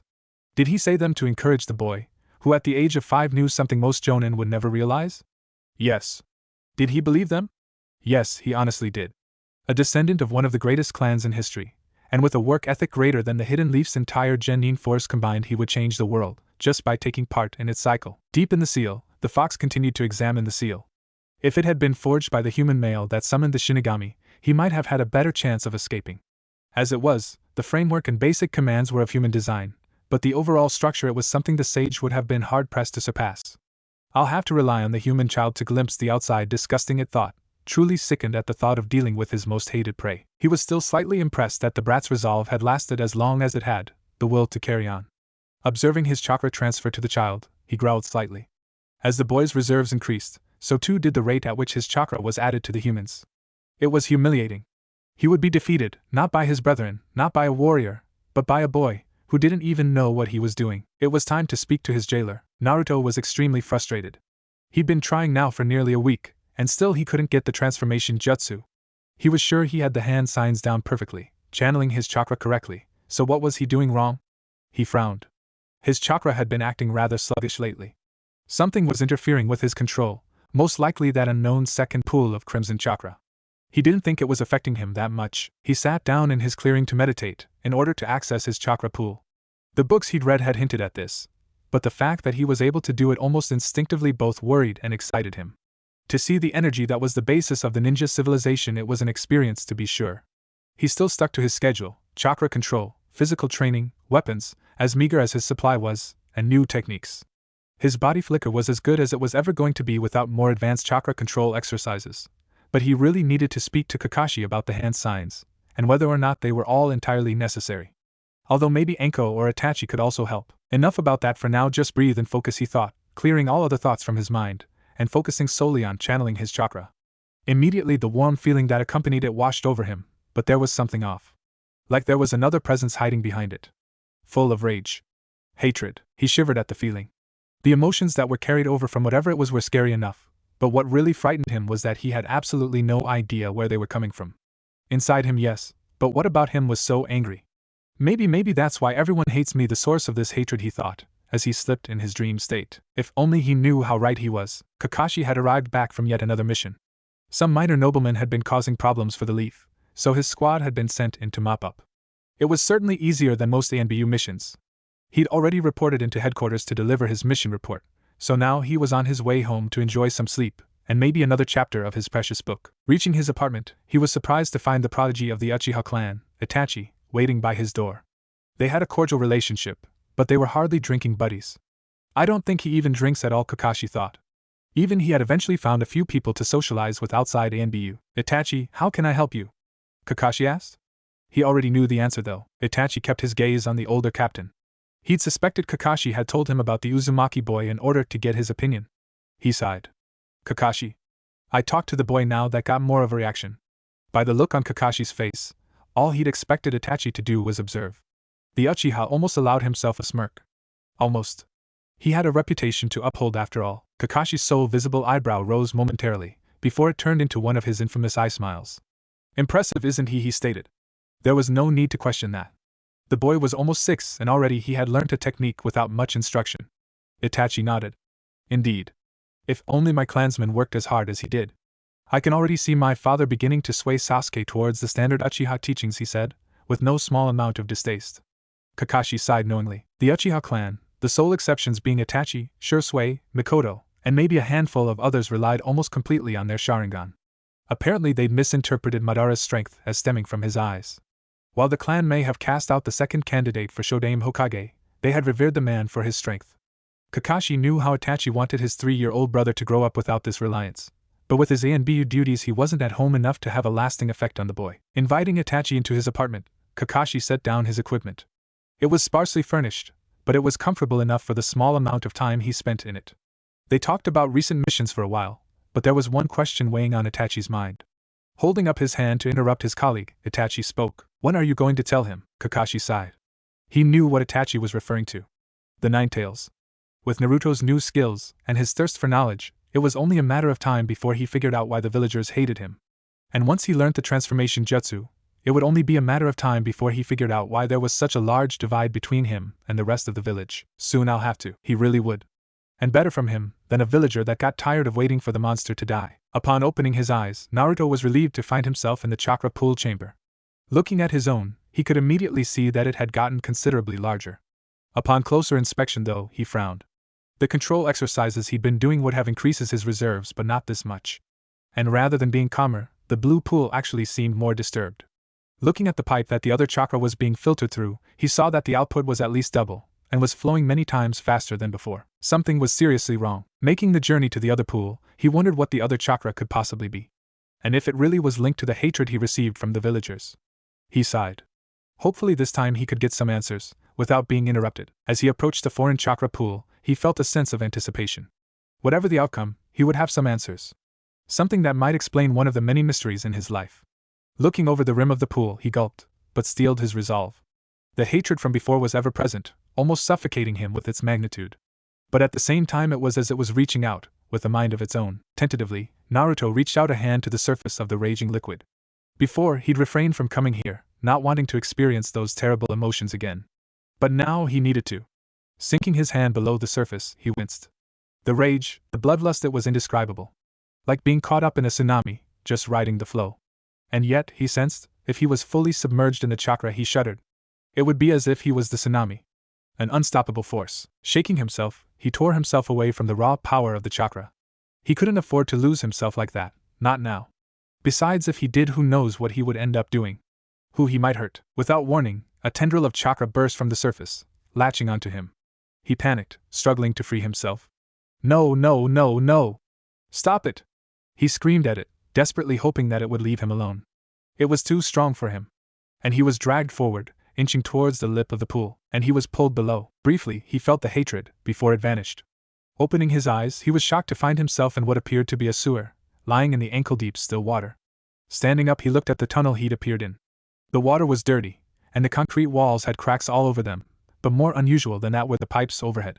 Hundreds of pipes, all different sizes, wound their way across the tunnel ceiling, disappearing into the distance. Blue and red pipes. Now that he looked at them, the red pipes were far larger than what he assumed were his blue ones, and far more numerous. But in one or two places, with some smaller pipes, he could see the two colors merging. This must be another representation of my chakra, Naruto realized. But then where were the red pipes coming from? Behind him, he could see the blue pipes disappearing into the wall. So he headed in the other direction. He walked for what felt like hours, sometimes passing valves and small openings on the walls. The only sound being the water as he moved his feet through it. This had better go somewhere. I've been in here for ages. He mentally screamed. His frustration was starting to get the best of him. Breathing deeply to calm himself down, he felt the air getting more oppressive, weighing down on him. What the hell could be doing that? In the distance, he sighed with some small relief when saw what appeared to be an end to the corridor, but every step made that oppressive aura bear down on him more fiercely. Standing a few meters away from the exit, he paused. What if I don't want to know? What if no? Whatever might happen, I have to do this. Hiding his apprehension, and no small amount of fear, he walked the last few steps into the open, prepared for anything. Not this. Never for this. The room wasn't much different to the corridor, except for the size. The pipes on the ceiling disappeared into the walls, hidden from view. Same water, same walls, and the colossal cage door directly in front of him. Reaching all the way across the room, from floor to ceiling, Naruto stared at the thing. What would require that large a cage to keep it imprisoned? And why the hell is the only thing keeping it closed a piece of paper, with a seal, he realized, looking at the kanji on the slip pasted on the center of the doors. Wait. Seal chakra, what or who did they seal into me? He wondered, terrified at the prospect. If they, whoever they were, had sealed foreign chakra into him, it had to have been sometime around when he was born. That was the only time of his life that he couldn't remember what had happened. But, and he gulped at this, what had more chakra than him, than an elite jonin, and by estimation, more than a kage? And a ninja's chakra was blue, so what? Flashes of whispered conversations flickered through his head. Demon. Monster. Murderer. Fox. Oh, Cammy, please don't tell me it can't be, he realized with a sense of horror. The reason why everyone hated him. And then, the aura he'd felt increasing all the way up the corridor exploded. He fell to his knees, choking on the hatred. Glancing up, his worst fears were given form. His circumstances given reason. His pain given a cause. The nine-tailed fox. The mightiest bju. Sealed into him, and it was now standing right in front of him. The massive chakra beast gazed down at the boy, his muzzle pulling back in a vicious snarl. It had taken the human a whole fucking week to find his way here. He'd waited in anticipation as the child had made his way through his mindscape, the fear increasing with every step. And now it was on its knees in front of him, too terrified to even speak. How pathetic. All his other enemies had at least had the gall to proclaim their superiority over him. He'd destroyed them regardless, but he'd expected his jailer to at least have a spine. The boy was an Uzumaki after all. He growled lowly at the thought of his last two containers. Being sealed into them was nothing less than torture, lasting for years on end. But for the moment, he needed to speak to his host. Naruto stared up at the colossal beast for what felt like ages, his fear freezing him in place. This is why I suffer, he thought, gasping for breath in his panic at facing the bju. For the moment, it was just standing there, gazing at him. Its fur was a deep, glorious crimson orange, like a sunset dipped in the blood of everyone who was crushed by one of its paws. The claws sunk into the ground near the gate, an ivory white that seemed to almost glow in the darkness. And the eyes, blood red. Cold black slits. Burning with a hatred so great it could swallow someone whole. If Naruto ever had to access the power of the Nine Tails, the bloodlust would be unimaginable. KQB. The fox narrowed its eyes at the boy. Finally a response. Well then, he just have to carry the conversation. Filthy human, finally see you, it growled out, baring its teeth in a show of intimidation. His eyebrow rose slightly when the boy, still shaking like a leaf, stood up. Maybe there was hope for him yet. Naruto could barely meet the gaze of creature. The sensory abilities he'd been blessed with were cursed now. The pure hatred he could feel radiating from the construct before him was overwhelming. Like a storm without an end. It seemed to be a general part of creature, but even amidst the maelstrom he could feel that no small part of it was focused on him. Why do you hate me? Naruto stammered out. He needed to know. Was he to be hated by everyone for no good reason? Would Kakashi and Anko turn out the same way? For a brief moment, he almost thought he saw a look of shock pass over the terrifying visage of the fox, before it settled into one of disdain. You brat, you contain me, keep me from freedom, while you stay free and happy, and you ask why I hate you. You fucking humans think that you can just do anything, without regards for others. And you are the prince of your village for holding me back. Why, I suppose they even fucking worship you like. Enough, the fox stopped. This was new. He'd had people scream at him in defiance, in terror, in despair. But not like this. The boy was gasping for breath. The fox sneered at him. What possible reason could he have for this outburst?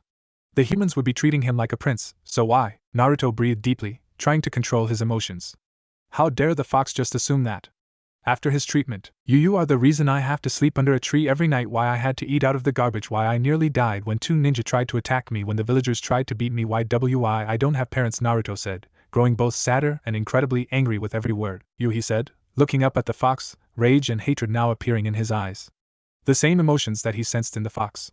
You are the reason they hate me, he screamed, tears bursting from his eyes as he collapsed to the ground. For the first time in centuries, the fox was confused.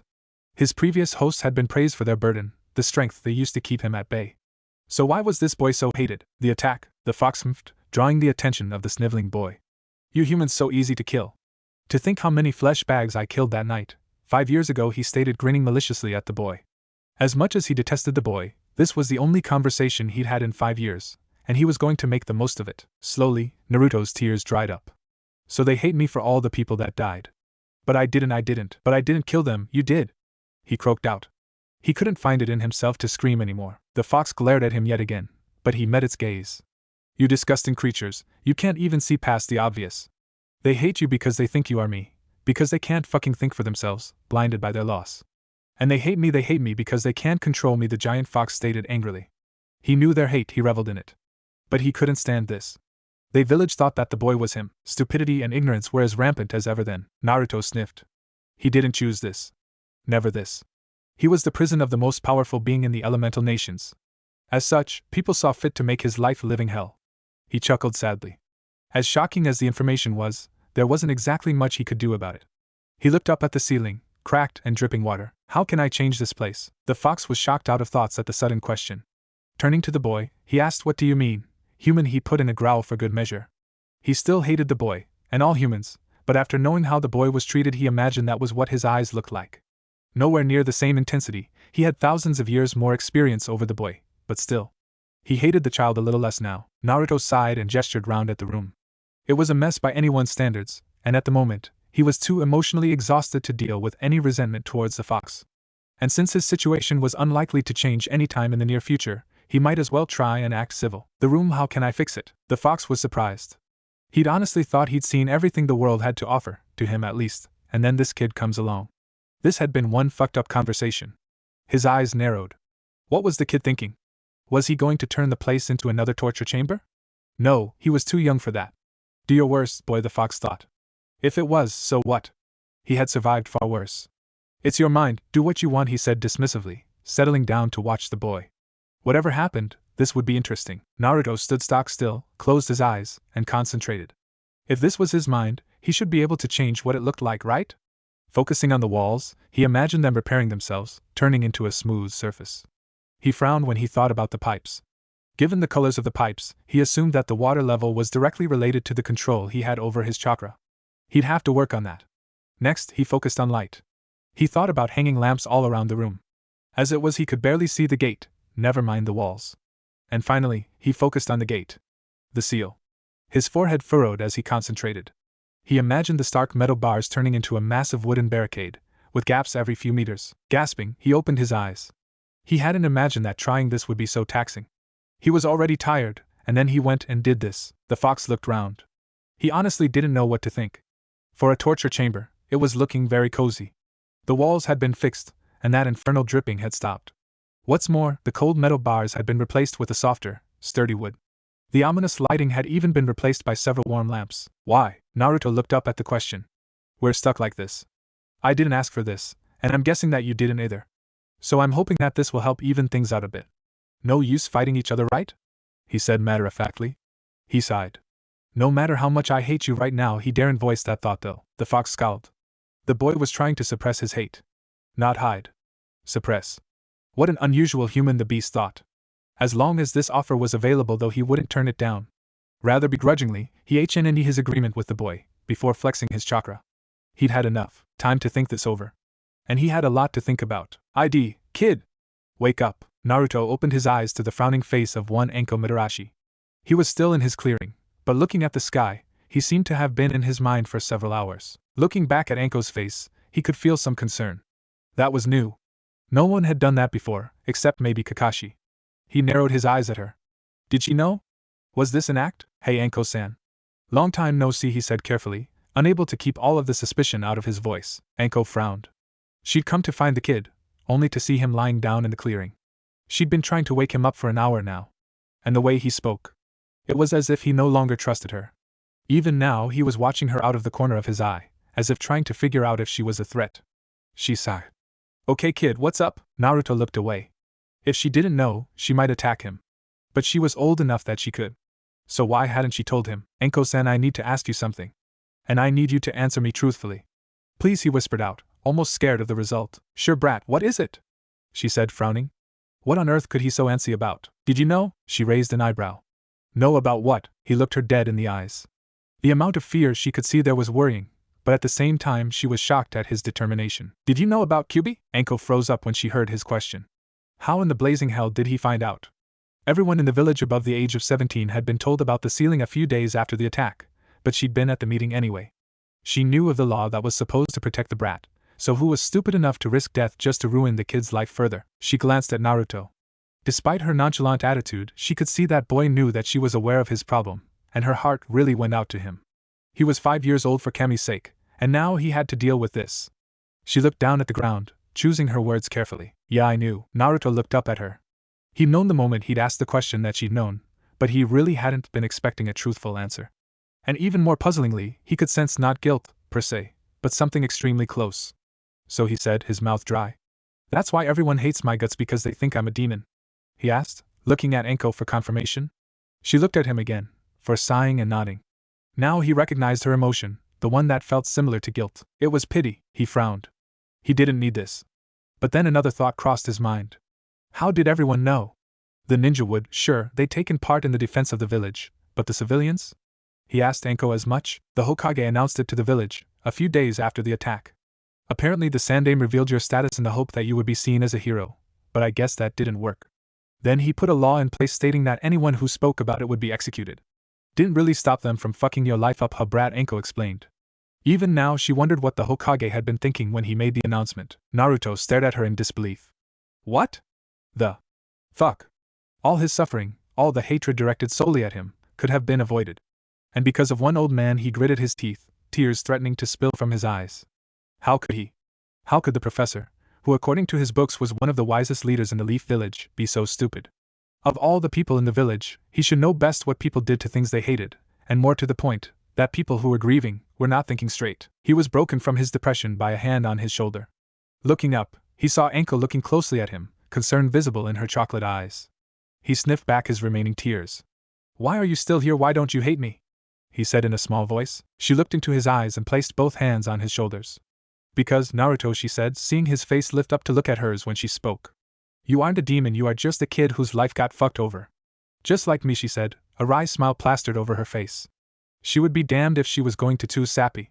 She knew she wasn't well liked in the village, but she could at least relate to the kid. Naruto couldn't believe it. Someone similar to him. But how? Why? He asked, desperate to know why. "I'll tell you someday," she said, smirking. It was worth it, just to shake the brat out of his funk for a while. He was still going to take a while to get over this, but hey, she'd done it.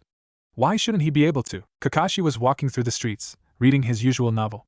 His mind, however, was following a completely different path. Itachi had a point, about how Naruto should be told sooner rather than later, but still it wasn't something you could just blurt out. "Hey Naruto, guess what? You're the container of the beast that attacked the Hidden Leaf 5 years ago." "Right. Like that would go down well," Kakashi thought to himself. He frowned as he thought about the Sandaime. For the life of him, he couldn't understand what was going on. The professor was barely doing his job, and when it came to Naruto, it was as if he found it easier to turn a blind eye than actually help the kid. Even if he didn't care for the boy, he was a Jinchuriki, a weapon, whether he wanted to be or not. How was he supposed to defend himself now or in the future, if he didn't have help? Not to mention what his situation was doing to his loyalty to the village, and of course, Kakashi had a far more personal reason to care. No one other than the Hokage, a select few ANBU, the council elders, and himself knew about Naruto's heritage, and if it weren't for Kakashi's position in ANBU, he would be helping Naruto every day. But after the attack, the village was weak. The loss of any significant portion of their ninja forces could result in less business, or at worst, war. And as much as he wanted to be there for the little Uzumaki, he couldn't let that happen. Looking up from his book for a moment, he saw a very unusual sight. Anko Mitarashi, looking worried, striding straight for him. Closing his book, he frowned. Despite the treatment she received, Anko generally kept her emotions in check, so what could possibly worry her enough that she was outwardly showing it? Probably wasn't Naruto. Nah, it definitely wasn't Naruto. The afternoon found the redhead sitting under one of the trees in his clearing, reading a book. Or at least, attempting to. Naruto sighed as he put down the few injutsu book Kakashi had given him. The whole concept fascinated him. Using specially crafted formulas to create different effects, explosions, barriers, and even store objects in pocket dimensions was something that would normally have had him foaming at the mouth in excitement. But he was still thinking about the fox. Anko had talked with him for a bit longer, making sure he was okay before leaving, but he couldn't get the conversation with the massive chakra beast out of his mind. That feeling of pure rage of hatred. It was almost impossible to describe. From his history book, he knew that the tailed beasts were feared, but he hadn't considered what effect it would have on the creatures themselves. And when he considered the fact that it was responsible for his situation, no, that wasn't quite right. He knew from Anko, and from other bits and pieces of information he'd heard, that it was the late 4th Hokage that had sealed the fox into him. The fox may be the root of the villagers' hatred, but it was the Yondaime that brought it down upon him, by making him a Jinchuriki. A human sacrifice. By taking away any chance of a normal life he would ever had, and turning him into a container. A prison. In all honesty, he wanted to hate the Kyuubi. He wanted to lash out, to take revenge. But it wasn't the Kyuubi that screwed up his life, or stabbed him with a kunai. People did that. And as much as he disliked it, he understood why. Grief. As an orphan, he could only imagine what having a family would feel like. And in the attack, so many people lost theirs. He would never forgive them for what they were doing to him, but he understood. But with every answer he got, more questions appeared. The hatred directed at him? The Kyuubi. But why did it attack? And why did the Yondaime choose him? Of all the children that could have been chosen, why had it been him? He sincerely hoped it wasn't just bad luck, because he had enough of that already. Sighing, he put down the book. Maybe some exercise would help him. And he needed to increase his chakra control anyway. Sitting down on the edge of his chakra pool, legs dangling in the liquid energy, he thought about everything he'd learned so far, if only to distract himself from the presence of the fox. He was still sorting out how he felt. He couldn't exactly go and have another conversation just yet. With his ever-increasing chakra levels, control exercises were more important than ever. He'd even taken to sitting on the underside of tree branches when reading up on Fuinjutsu. He still had to try walking on water, but until then he ran up and down trees, with 100 or so leaves stuck to various spots on his body. Looking down at the pool, it was no longer bubbly. It swirled around, there was even a wave every once in a while. But it was the best his control had been since he'd started training. His kunai throwing wasn't too bad, he thought, but it would help if he had better equipment, and more of them. The blade was getting extremely dull. His body flicker only had a few leaves in it now, much to his delight, and no smoke. His hand sign speed wasn't too bad, but he still wondered if it was possible to use fewer, or one-handed seals. Theoretically, if he could replicate the chakra flow that the hand signs molded by himself, he wouldn't have to use hand signs. His physical training was going well. He could run further, longer, and faster than anyone his age, and probably most genin. Maybe some chunin. He wasn't exactly about to test this. His skill at hunting was improving a lot as well. He'd learned quickly which animals would be easiest to hunt, but also which would provide the most use. As it was, he had a month's supply of meat sealed into his scroll, as well as several intact skins. One thing he had come across while running was the seal. It had been an especially hot day, and he'd taken his shirt off to train. He was especially proud that even at such a young age, he was already gaining some muscle definition. And thanks to his new diet, he wasn't so thin anymore.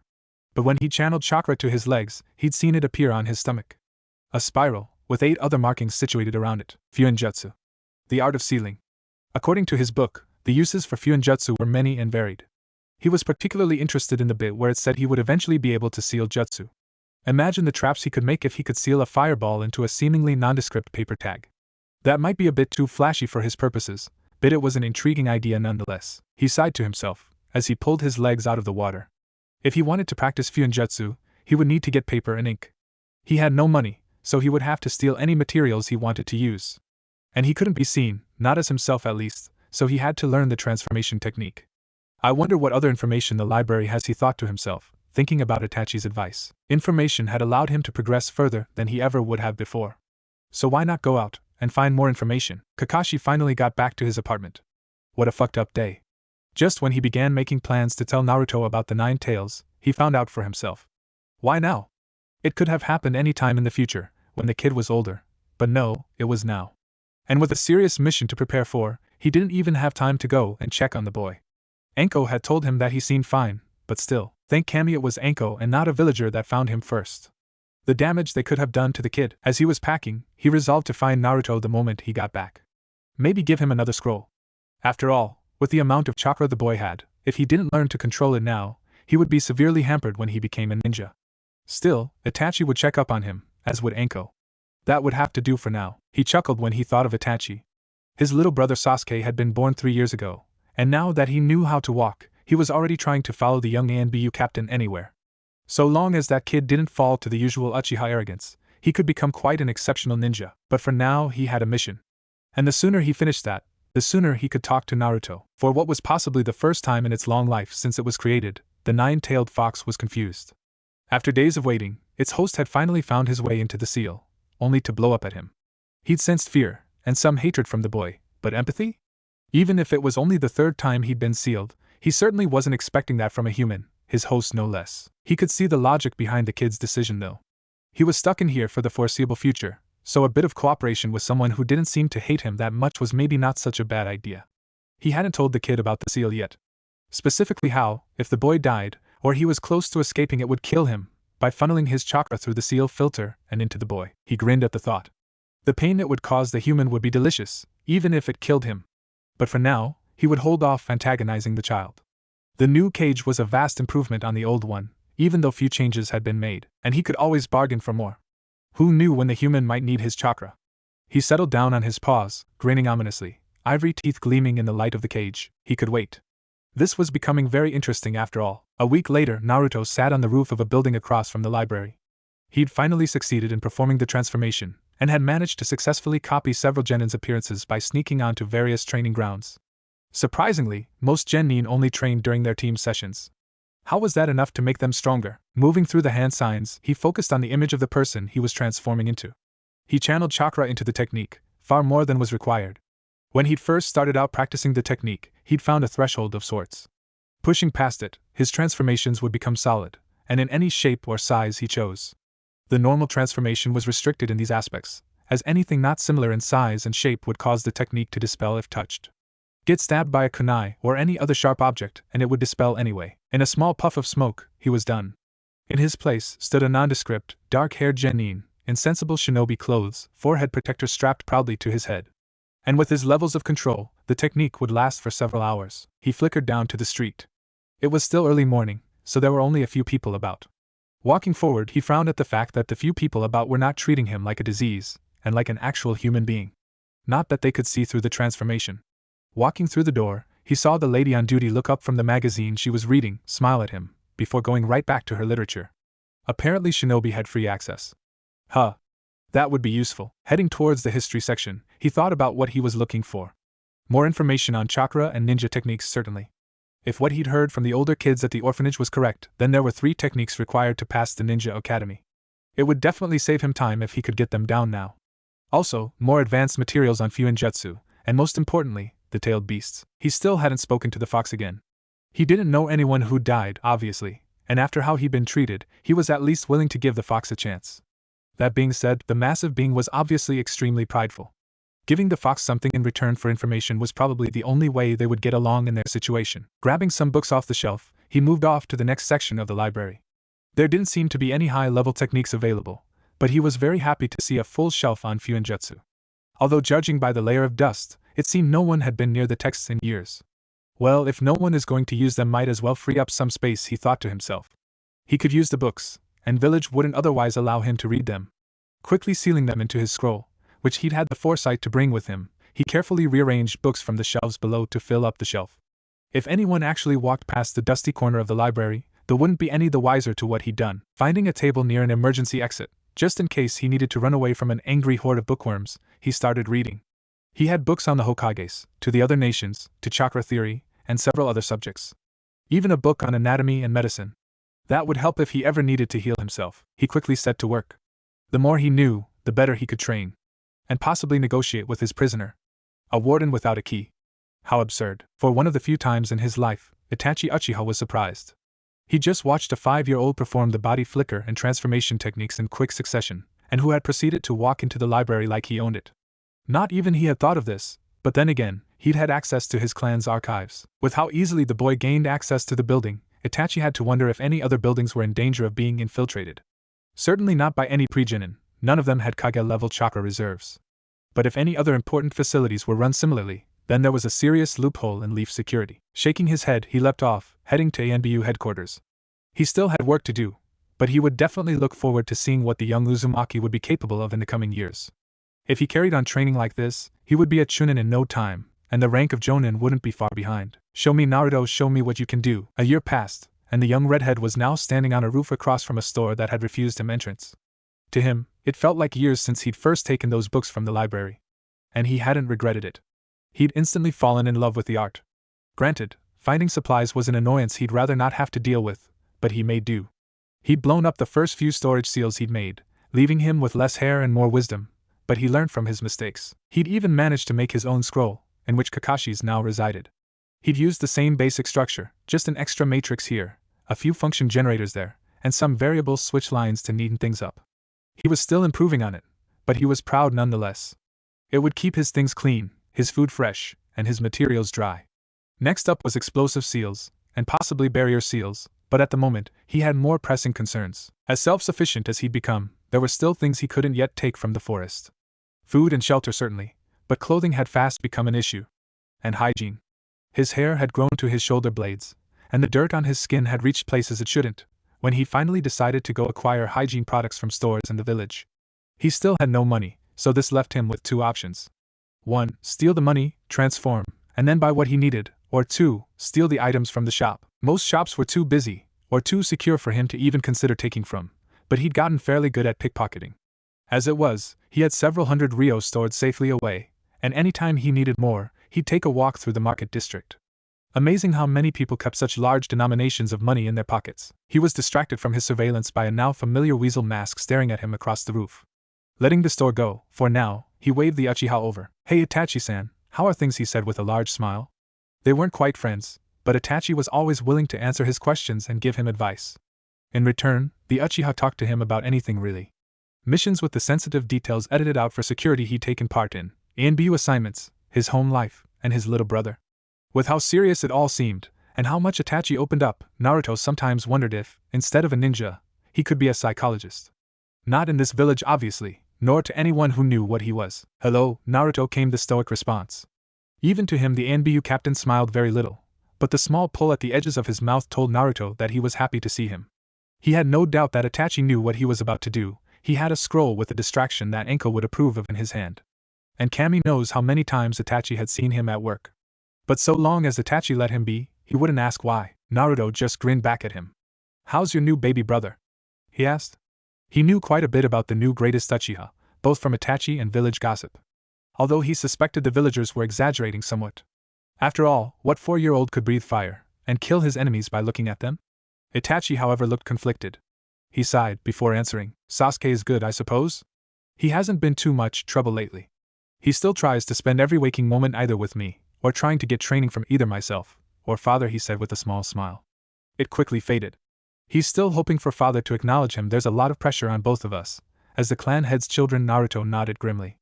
However skilled, however powerful Itachi might be, his clan always expected more. More loyalty, more power, whatever comes from possessing the Sharingan, I guess, Naruto thought to himself. "So, Naruto," the redhead looked up at this, drawn out of his thoughts. Itachi wasn't one to dwell on stuff like this. "How is your body flicker coming on?" Naruto grimaced at this. Try as he might, he still couldn't get the technique down perfectly. His control was as good as could be expected, with a constant injection of chakra into his system, and he'd even managed to decrease the number of hand signs by half. It had taken him months to even get that far, and yet it continued to frustrate him. If only he could replicate the effects without any hand signs. No progress since last month. "I've done all the control exercises I know, even combined them, but it isn't helping," he told Itachi. The ANBU captain thought about this. Hand signs would take practice to eliminate, so the problem was control. Perhaps some of the ANBU exercises would benefit him. "Why don't you try kunai balancing and chakra threads, Naruto?" Naruto tilted his head at this. He imagined that the kunai balancing was similar to leaf balancing, with the added incentive of a sharp, pointy object cutting you if you failed. The metal would definitely make things more challenging. But chakra strings? Seeing Naruto's curious expression, Itachi began to explain. Chakra strings are exactly that, focused, condensed chakra that can be used to grab objects. It is mainly used by puppeteers in the hidden sand, but some ANBU use it as a control exercise, he stated matter-of-factly. He thoroughly enjoyed the way the boy's eyes lit up. He could only imagine what uses Naruto was currently dreaming up for the manipulation exercise. For a moment, Naruto's brain had shut down. Strings chakra move control. At this point it finally rebooted. If he could get this down, it would make everything so much easier. He could manipulate traps, possibly create seals by moving the brushes around, even pickpocket people from a distance. He had to focus to stop the goofy, drooling grin on his face. This was awesome, thanks Itachi. I gotta go practice," he said happily, jumping away to the forests, the store forgotten. Itachi almost laughed. Almost. He had a reputation to uphold. Later that day, Naruto sat reading a book on the Hidden Sands' actions during the Third Shinobi War. Their use of puppets was ingenious, not to mention the seals that must have gone into their construction. Where else would they store the thousands of poisoned saban or kunai that tore through enemy ranks? Setting it down for the moment, he wondered about the chakra strings. He hadn't asked Itachi for an explanation, but as he saw it, it was merely forming the chakra outside his body, before shaping it in such a way that it would be both flexible and strong enough to move another object around. So far, he knew the transformation, body flicker, chakra control exercises of varying difficulties and combinations, and a small amount of fuinjutsu. But about 6 months ago, he noticed an anomaly with his transformation technique. As things stood, the standard technique was meant to be more of a genjutsu, an illusion, capable only of changing one's appearance. Only, When he was stalking a deer in the forest, disguised as a rabbit, he'd been picked up by a hawk. It had taken him almost a minute to realize what was happening, between the dizziness and surprise. Surely his transformation would have dispelled as soon as he'd been grabbed. It was only with some experimentation that he discovered that his technique wasn't an illusion, but an actual transformation. Size, shape, structure, physiology, everything changed. His first attempts at flying had been disastrous, but after reading a few books on birds, and a bit of practice, he'd finally succeeded. Those first few moments of realization, that he was in the air, and not falling, he couldn't imagine anything being much better. Such freedom. But that still begged the question, why was this happening? He knew from Kakashi that his chakra was denser than normal, but even that shouldn't be enough to cause such a profound effect. But what about the fox? What if the chakra being siphoned of the great beast was affecting him? He tried talking to the creature twice since their first meeting, but the fox had been hiding in the back of its cage. Maybe now it was time to try again. Opening his eyes, Naruto smiled as he saw the now familiar pools of chakra. His own was far calmer than it had been, but still had small waves crossing it every other moment. Its size had increased too, by almost a fifth. The converted chakra from the Kyuubi was now a more steady stream, a purple gold that mixed with his own royal blue. He put his hand under the surface, basking in its warmth. He still found it ironic that he trusted in energy, with no thoughts, feelings, or needs, more than any one person at the moment. Walking towards the Kyuubi's chakra, he found the door to its cage. Rather than dive into that well of rage and hatred every time, he made a door in the side of the colossal lake. Stepping through, he felt the familiar anxiety that accompanied the dark hallway. A side effect of the fox's emotional state. Reaching the cage, he saw the fox waiting for him, eyes narrowed. He took a moment to take in the condition of the cage. The walls had cracked a little, and the wooden doors of the cage were peeling slightly. Closing his eyes, he focused on fixing it up. It still took a surprising amount of strain, but at least the water level had lowered significantly. It was only at ankle level now. The fox regarded the human in front of it. It didn't particularly care for the boy, but being stuck in the cage with nothing to do was boring. Granted, he had some patience, being thousands of years old, but still. He wondered what the boy wanted this time. Naruto opened his eyes and looked up at the beast. After nearly a year of silence, this was awkward. Add that to the fact that the creature was rather intimidating to begin with. "Hello, Kyuubi," he said. "Yeah." Really awkward. The glare he received could have melted ice at 20 paces. "What do you want, human?" he growled out. Naruto frowned. The anger at him was unnecessary.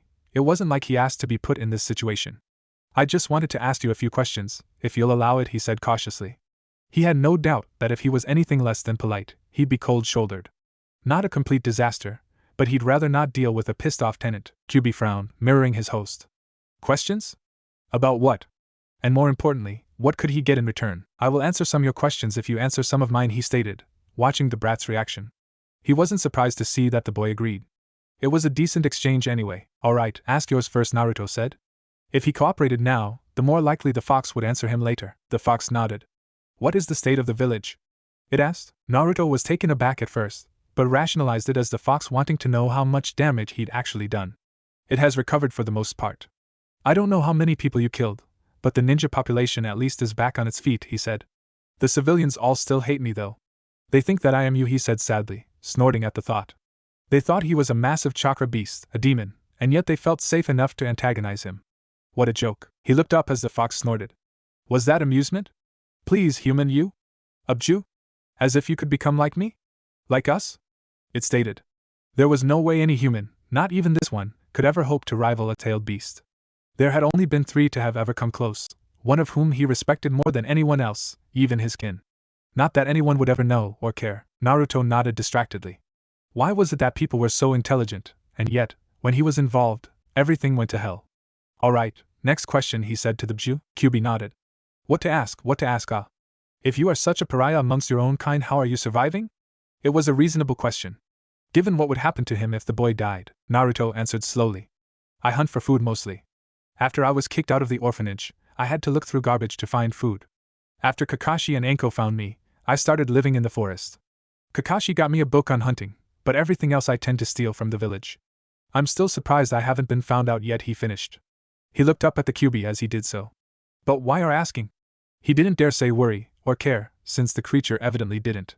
Saying as much would no doubt anger the beast. The slitted red eyes glanced round, indicating the cage, and more specifically the seal.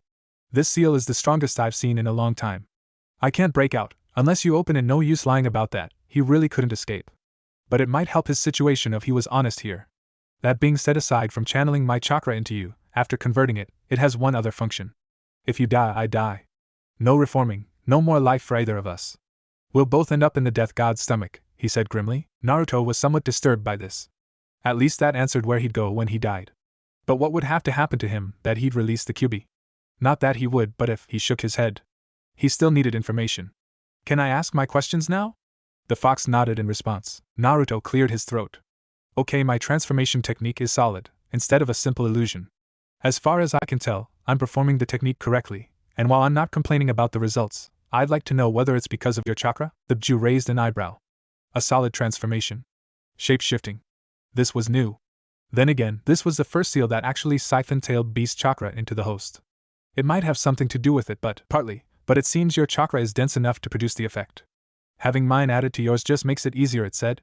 He was an Uzumaki after all. Naruto nodded, satisfied with the answer. It was far more useful than the standard transformation, but such dense chakra had to be a genetic trait. He would have larger reserves thanks to the Kyuubi, but denser? But for now, the next question. Thanks.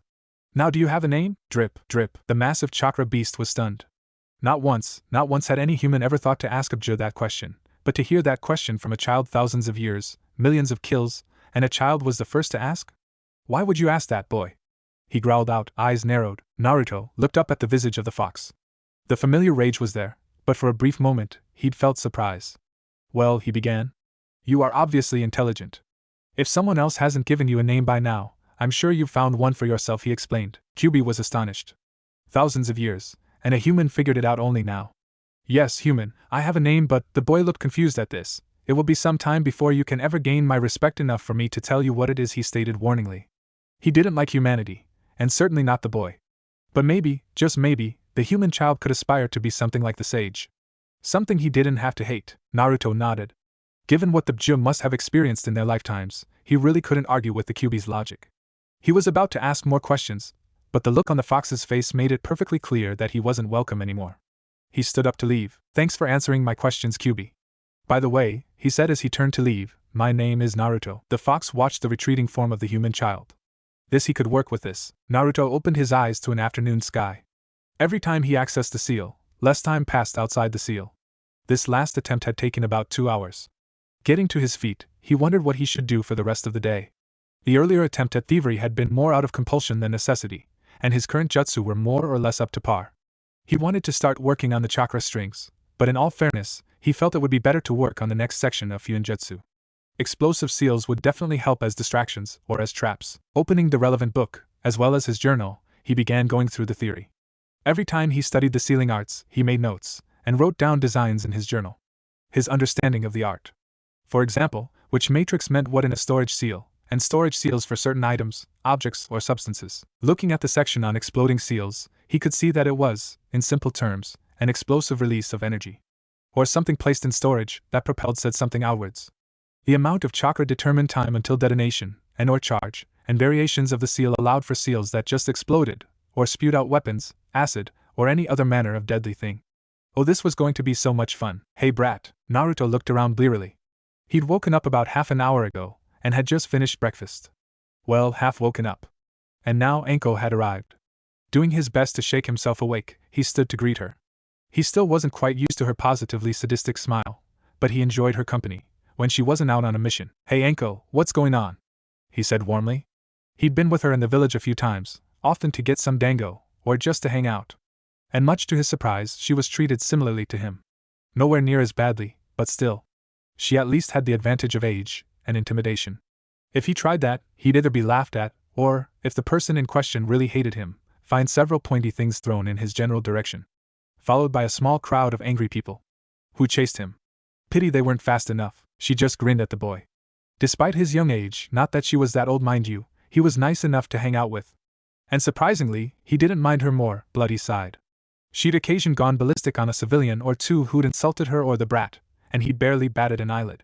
Apparently hunted for food every day was good for getting rid of squeamishness. Come on brat, I want to introduce you to a few people, she said excitedly. She'd finally got permission from Ibiki to bring the kid round to tea and I, after much convincing. Naruto frowned. If Anko was suggesting this, then whoever she was going to introduce him to must either be okay with what he was, or didn't know. At least, he hoped so. Evidently she understood his apprehension, because she immediately reassured him. Nodding at her, he followed her out of the forest, and into Konoha proper. In hindsight, Naruto should have expected to end up here. After all, Anko had certainly told him enough about it. The ugly, gray, bunker-like building squatted at the other side of the village at the bottom of the Hokage mountain.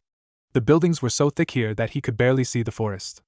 As he walked through the door behind Anko, he almost missed her greeting the ANBU at the desk. A rabbit mask, he noted idly.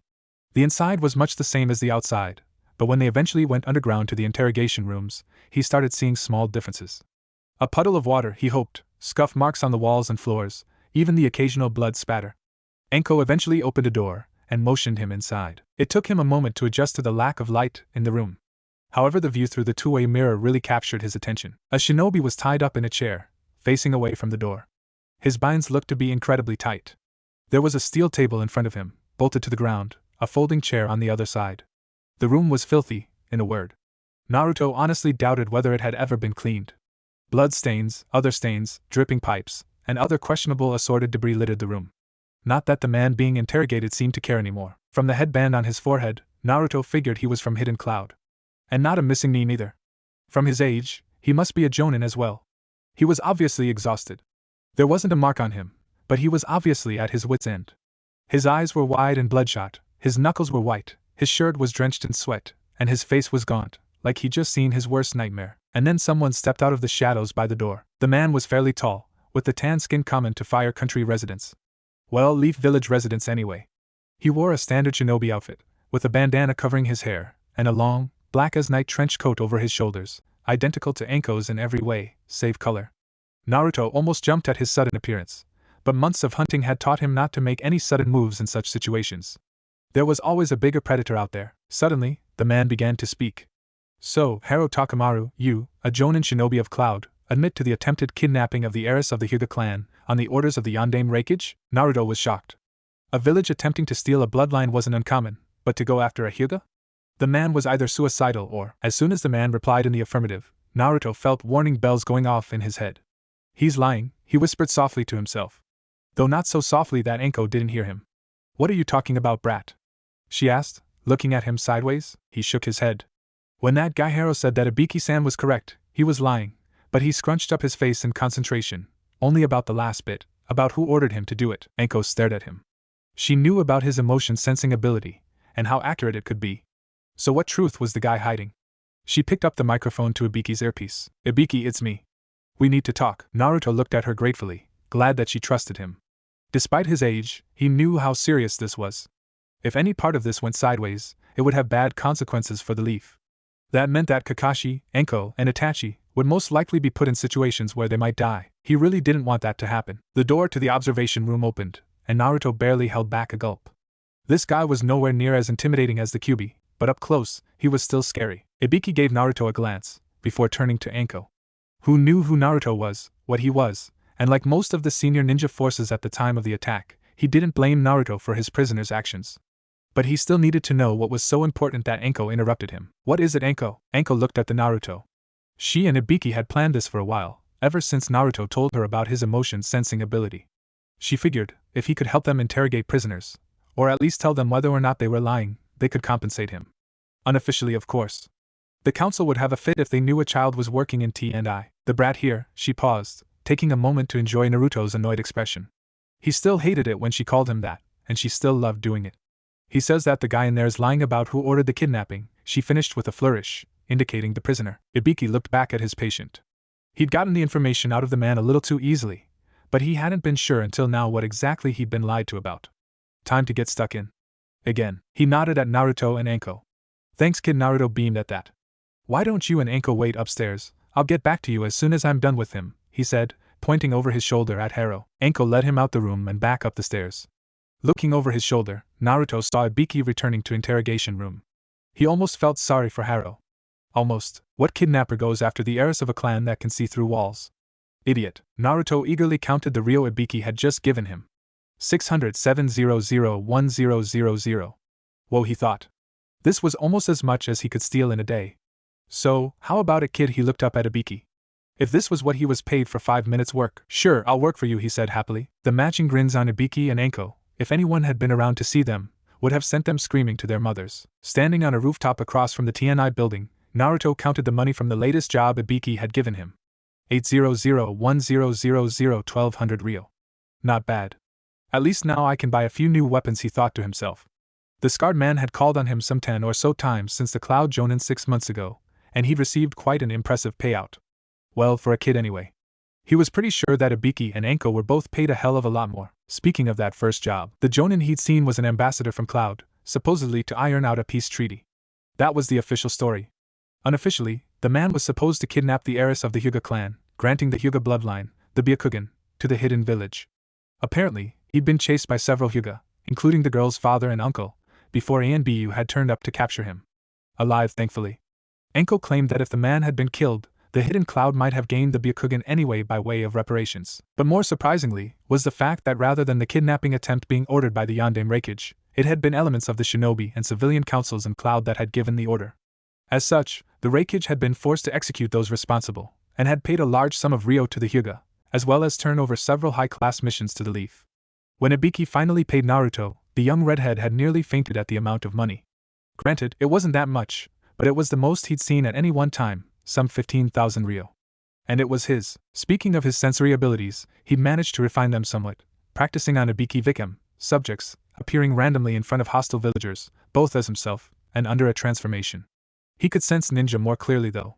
Probably something to do with them having more chakra. He began leaping across the rooftops to get back to his forest. Given enough time, he wondered if he might have enough money to buy an apartment. Or even an entire complex. It would be a good source of income. But the forest just felt so much more peaceful. And the animals that did want to kill him only wanted to do so for food. The forest couldn't hate him. People did. Speaking of which, as he neared the outskirts of the village, he caught sight of Kakashi, standing in that same training ground he'd collapsed in after his encounter with the giant snake. But he seemed sad. Melancholic. Like he was grieving. Landing lightly behind Kakashi, Naruto waited for him to notice his presence. Even when reading that book of his in the village, Kakashi was fully alert, but now, "Hey Kakashi, what's up?" Kakashi nearly jumped out of his skin. He'd been so absorbed in his daily ritual that he hadn't even noticed Naruto come up behind him. Which in itself was saying something. The boy had so much chakra that any half-decent chunin could detect. "Hey Naruto, you surprised me. What are you doing here?" he asked. The Uzumaki didn't often come this way. Naruto grinned slightly. Whatever the reason for Kakashi's focus, it had allowed him to sneak up on the man. An ANBU captain no less. Just finished up with Ibiki, so I'm heading back. Might do some control exercises before dinner. What are you doing here? The small redhead asked curiously. What was it about this place, or more specifically this stone, that was causing Kakashi so much grief? Kakashi immediately caught on. He supposed it was inevitable that the boy would ask. He certainly spent enough time standing here. Look closely at the stone, Naruto. For a moment, Naruto looked at the masked Jonin, before doing as he was asked. The actual stone was a deep obsidian black, chosen to weather the elements. It also looked to have been doing so for a very long time, decades by the looks of things. But more astonishingly, were the countless names carved into the surface. Naruto looked to Kakashi, anxiety stirring on his young features. Who were they? He asked tentatively. Kakashi sighed, looking away from Naruto. There were far too many names here for his liking. Too many people that he'd known. This, Naruto, is the memorial stone. It is as old as this village. The names of the people here, all of them died in service of their village, Kakashi said mournfully, ignoring the shocked look on Naruto's face. The shinobi world wars, on missions, or defending the village, everyone on the stone sacrificed themselves to save their comrades, and this village. From the Hokages, to Genin barely out of the academy, they're all here. Naruto was stunned. To give up their lives to protect what they cared about. Wait a minute, Kakashi. The silver-haired Hatake looked down at the boy. He looked anxious. Like he wasn't sure what to say. Do you know anyone on the stone? Naruto immediately knew he'd hit sore point for Kakashi. The man's breathing had hitched, his eye had widened, and his emotions. Naruto had felt many things in his life. Pride. Satisfaction. And, save for hatred, none of them came close to the sheer amount of grief in the man in front of him. My teammate Sabito sacrificed himself for me. I had to. Minato-sensei died in the Kyubi attack, and my father, Tsukumo Hatake. He stammered out. He wasn't entirely sure why, but he had to say this. He had to speak out. Even if it was to Naruto. My father was brilliant. Everyone looked up to him. But in the war he saved his team from an ambush, but their mission was a failure. Everyone, even those he'd saved, scorned and despised him. He took his own life, Kakashi stated blandly. Even now, after so many years, he couldn't face it. That day when he'd gone home, to find his father's body, his prized blade lying next to him. Naruto stood next to Kakashi. How on earth was he supposed to respond to this? He could feel the self-loathing Kakashi held for himself, for his supposed failures. And at the same time he wondered if anyone would be sad if he died. The 5 adults he knew were barely friends, and he had no family. No one would miss him. Kakashi was broken out of it by a small hand on his arm. Looking down, he saw the sparkling blue eyes of Naruto Uzumaki, filled not with pity, not with understanding, but with hope. Kakashi, I guess it can't be easy losing anyone. But if they aren't here, you must have friends you can fight for, right? Such a simple statement. But to Kakashi, it would become so much more.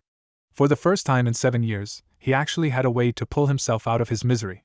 How many of those missions did I nearly die on, and my friends even Guy? I can't leave them alone. I will protect them, he thought. The logic of a child. An unusual, strange, tough, Uzumaki child, but still, Naruto smiled at the look on Kakashi's face.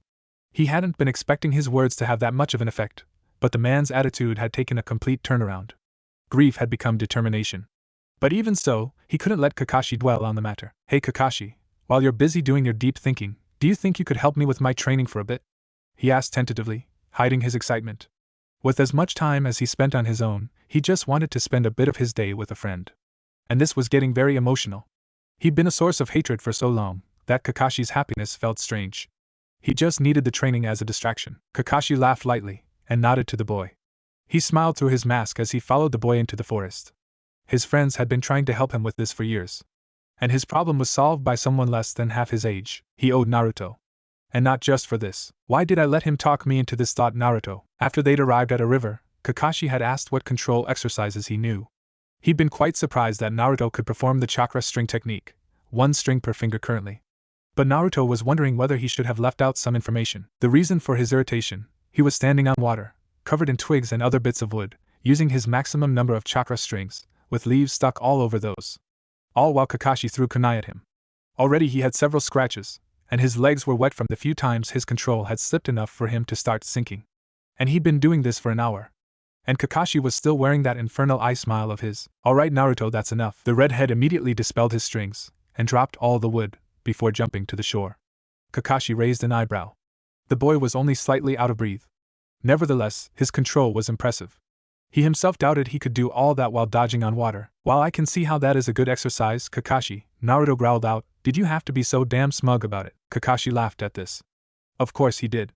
The look on Naruto's face when the first kunai flew past him was hilarious. He turned to leave. Keep practicing that. If you don't have someone to throw stuff at you, run across the water. See what else you can add too, Kakashi said. Naruto nodded. The more difficult the exercise, the better his control would get. He started walking away, but Kakashi's next words froze him in place. Naruto thinks. He spun round, but there were only falling leaves where Kakashi had been. He sighed, running a hand through his now longer hair. Trust Kakashi to leave him with that. How was he supposed to relax now? Maybe a walk will help, he thought to himself. He honestly had no idea how he'd ended up here, especially at this time of day. He'd been here before, he was pretty sure every person in the village had, but not like it was now. The first time he'd been here had been shortly after he'd been kicked out of the orphanage, then again a year later, when he tried to play with other kids. Neither time had been successful. The playground. It was really just a park, but the younger kids tended to congregate here during the day. But now, as the sun set, it was empty. Everyone was at home, eating dinner, and laughing with their families. What the hell am I doing here, he thought to himself as he walked across the expanse of grass. In the orphanage, he hadn't been allowed to play, and when he tried here the park was emptied within minutes. Suddenly, he was broken out of his thoughts by the sound of running feet, a child by the sounds of things. Why would they be here now? Turning, he found a brown-haired boy sprawled on the grass in front of him, panting for breath. He was filthy, covered in all sorts of dirt and grass. He was 3, maybe 4 years younger than Naruto, and more importantly he was an Inuzuka, if the red fawn tattoos on his cheeks and his slitted eyes were anything to go by. The boy seemed dazed, but shook himself off quickly enough. Springing to his feet, he finally saw Naruto. Oi, what are you doing here? He asked loudly. Naruto frowned a little at this. The brat could have been a bit less rude. I'm just walking around, what are you doing here? He replied. The boy seemed stunned for a moment. Obviously he wasn't used to people just brushing him off like that. He recovered, and started smirking. My mom told my sister to fetch me for dinner, but I still wanted to play, so I ran off, he said proudly. Don't you want to be with your mom? And won't your sister worry? Naruto asked with concern. Surely this wasn't normal. Even a kid should know better than to run from his family, regardless of the reason. The boy seemed to think for a moment, a confused look on his face. Well, yeah, of course I do, and yeah, I guess you will, he said, trailing off at the end. Evidently he was just realizing what he'd done. Hey, what's your name? Naruto asked. This really wasn't any of his business, and he doubted the brat's parents would be happy about him talking to their child, so he needed to wrap this up. And he kind of wanted to help him. It's Kiba, he said, his voice full of guilt. Naruto sighed. He hadn't meant to make the kid feel bad. Well, Kiba, the boy looked at him, why don't you go find your sister? I'm sure there will be plenty of time for you to play tomorrow, he said. The boy grinned at this. Given a few years and his feral appearance, it would be an intimidating look in the future. All right. Thanks. He started running off, but right before he got to the forest, he turned to ask the boy's name. He blinked when he saw the empty park. Well, where did he go? He thought to himself. It was like his mom did to him when she was going somewhere in a hurry. Kiba, he saw his sister, Hana, running up to him. He ran up to her grinning. That kid, whatever his name was right. Playtime could wait. Naruto set down his notebook. He just finished notes on a basic barrier seal, something that, with a bit of work, he would be able to use to protect his piece of forest. More than once he'd woken up with a predator or 3 meters away from him. He had the pelts to prove it. He still had a way to go, however. Another 2 weeks or so of study should do the trick. He thought back to his encounter with Kakashi at the memorial stone. Minato, it sounds familiar. Wait a minute, wasn't the dear Kami, Kakashi was trained by the 4th Hokage. How had he not figured it before? He lay there against a tree, stunned. The man must have been one hell of a sensei for Kakashi to be as strong and skilled as he was. He wondered who Obito and Rin were. They must have been good people if Kakashi missed them that much. He'd ask the masked man about them next time. He picked up his practice material for the next day. The substitution jutsu. He'd held off on this for a while, still trying to perfect his body flicker and transformation techniques. He'd advanced far more in his transformation, but now that he had new ideas for controlled training, he could afford to practice another technique. It was a useful technique. Linking to an object using chakra, before switching with it. It had very few hand signs, most likely because its main use was to pull the user away from what might have been a killing blow. The closer in size to the object you were, the easier it was to switch. Especially without hand signs. Apparently it was even possible to switch with objects covered in explosive tags, with the right preparation, of course. Make an enemy think they've killed you, before blowing them to hell and beyond. But it would still have to wait for tomorrow. After all that had happened today, he really needed to sleep. 2 months later. Congratulations on your purchase, sir. I hope you enjoyed the apartment. Naruto watched as the fat, beady-eyed landlord waddled away. He'd spoken to Ibiki about getting a more regular income, and with his previous savings he had enough to buy a small apartment. Even if it was barely that. The single room was not in good condition. The walls were peeling, the fittings were cracked, and there was a highly suspicious smell coming from one of the kitchen cupboards. Dispelling his transformation, he checked out the bathroom, before unsealing several pots of paint and other assorted home care items. The store clerk had been very happy to help an honest citizen of the Leaf. What bullshit. His transformation was the man he was going to rent the apartment to. And the better the condition it was in, the more the newly promoted Chunin would be willing to pay. He smirked at that.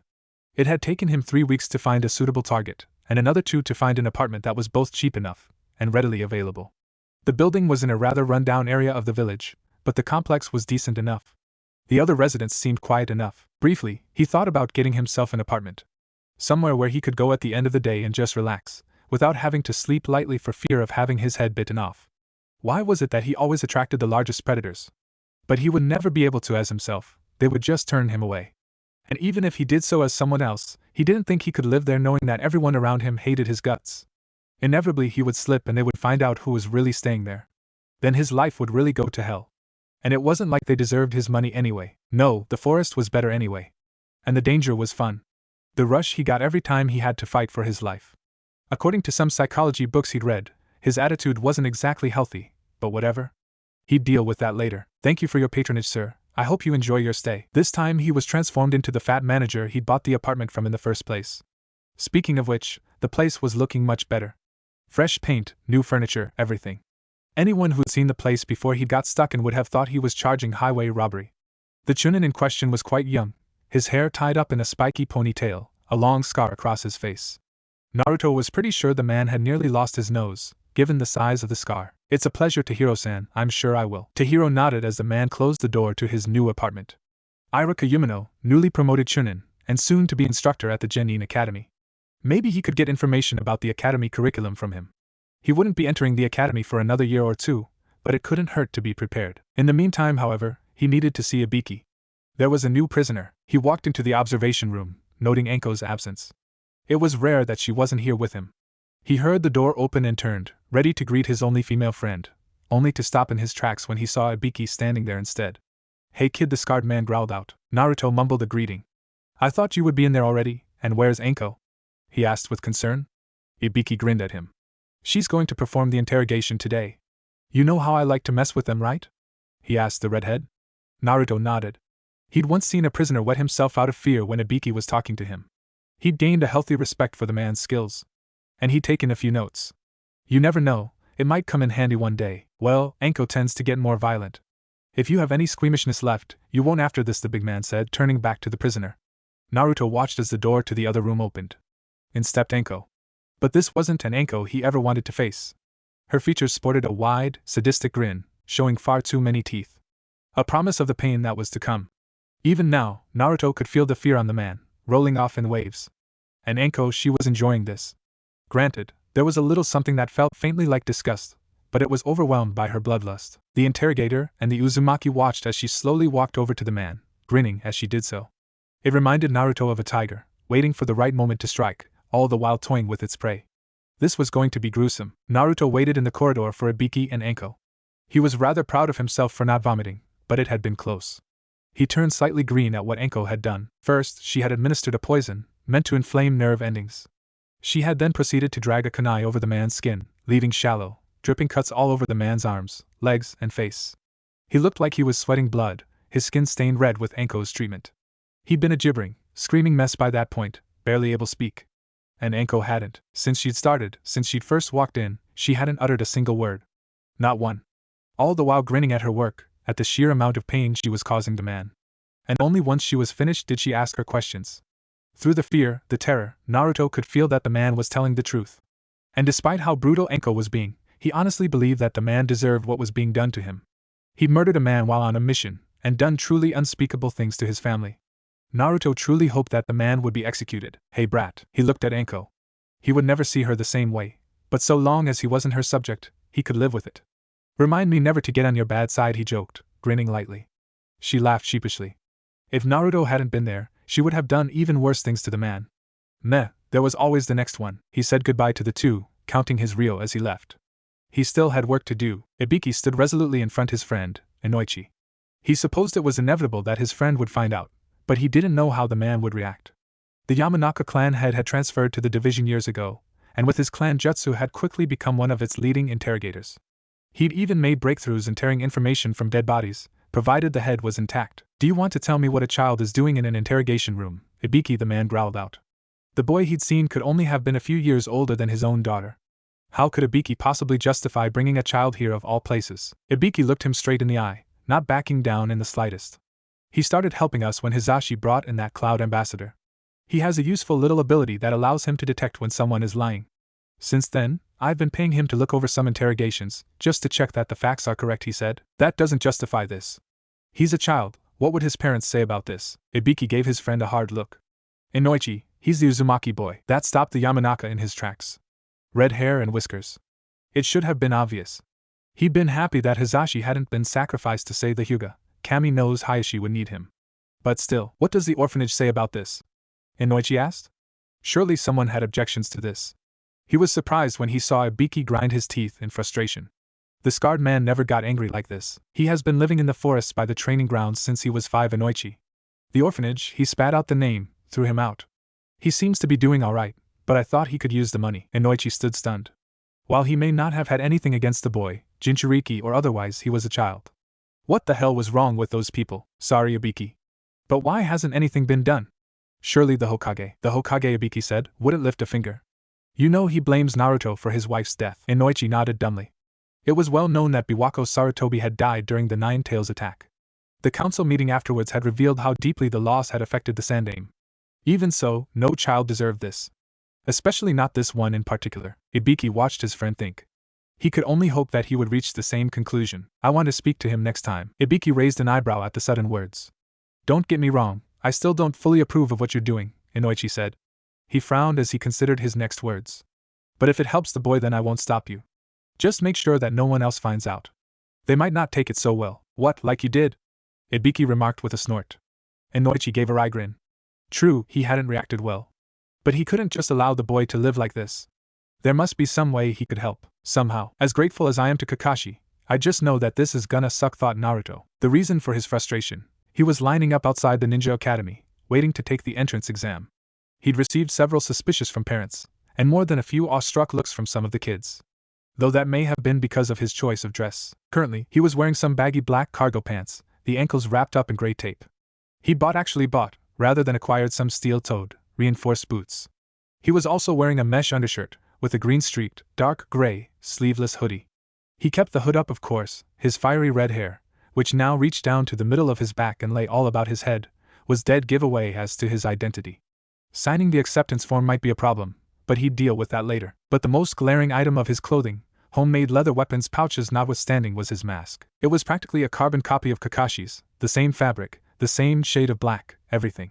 He grinned to himself at the memory of Kakashi's face. It had taken him hours to find the man, but the look of shock on the man's face was totally worth the trouble it had taken to find the item. His sole visible eye had widened so much that Naruto honestly thought it would pop out. He was broken out of his thoughts when one of the chunin at the desk called for him. Stepping forward, he grabbed a folder that contained a test paper and writing implements, before entering a classroom set aside for the examination, taking a seat to the side. Looking around, he saw that most of the children seated were 8 years old, same as him, while there were a few that appeared to be slightly older. It didn't take long for the room to fill up, and before much longer a handful of chunin instructors entered, heading to the different corners of the room, no doubt to prevent cheating. He looked at the first chunin, listening as he explained the test. This test will determine whether or not you will be entered into the academy, as well as which class. Those of you who answer more of the paper will be entered into next year's class. Also, there is another test in the folder, and all the children perked up at this, which, if completed to a satisfactory degree, will also advance you a year in classes. Does everyone understand? He received several furiously excited nods. Very well. You have 2 hours. Begin. Naruto removed all the materials from the pack. On one hand, staying back in his age group would be better, if only to prevent others' attention from falling on him. However, he wouldn't be able to stand it. He couldn't intentionally lower himself to that level. And in the higher level classes, he might actually learn some taijutsu.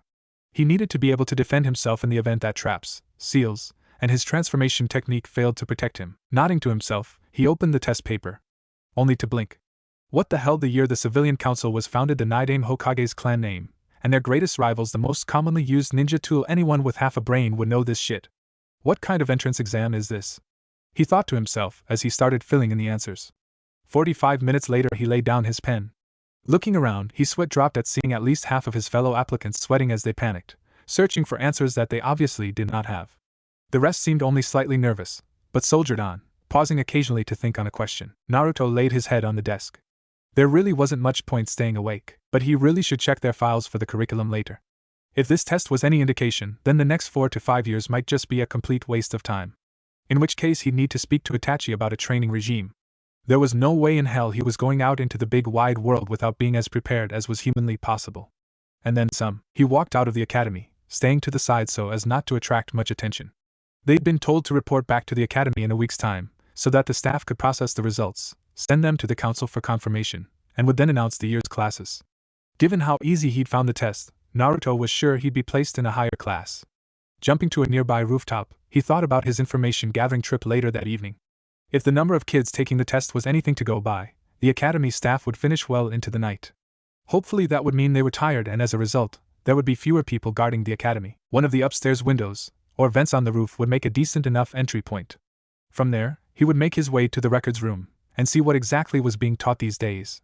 He had a sneaking suspicion that none of his future classmates had any idea how to access their chakra.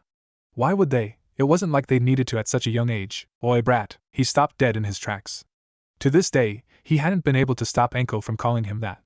Then again, she was one of the few people who actually gave a damn, so he could deal with a bit of name-calling. Hey Anko, how've you been? He said with a smile, turning to greet the sadistic woman. He noted that her hair had gotten slightly longer. Her clothing was no more modest than the first time they'd met. Not that he imagined she'd change anytime soon. And besides, it was damn effective when interrogating male prisoners. He didn't quite get why their noses started bleeding when Anko started posing, but he'd figure it out eventually. So, brat, she said, drawing out the title. She was shocked when she saw the face mask. The kid was busy turning into a mini Kakashi. Much better attitude though, and he neither read that disgusting smut in public, nor was several hours late for everything that wasn't a matter of life and death. How was it at the academy? Anyone give you much trouble? She grinned at his face. She hadn't spent much time there given her own unique apprenticeship, but what little she remembered of it did not consist of fun memories. Even the entrance test had been boring. It was a waste of time. I can't believe that was so easy. I mean, sure, the civilian kids might have a bit of trouble, but history? Basic common sense? What the hell are they thinking? He groaned out. Anko merely laughed. Kid, you do have an unfair advantage. Besides, after the events 8 years ago, she said, with a meaningful look in his direction, they are sorta going for quantity over quality. Naruto winced slightly at that. Sure, he had studied more thoroughly than most likely any of the others' examinees, but he hadn't considered the long-term impact of the Nine Tails attack. The Leaf Village had lost a lot of people, and a massive chunk of its ninja force. He wondered what the mortality rate of the Leaf's ninja was though, with the academy education being so substandard.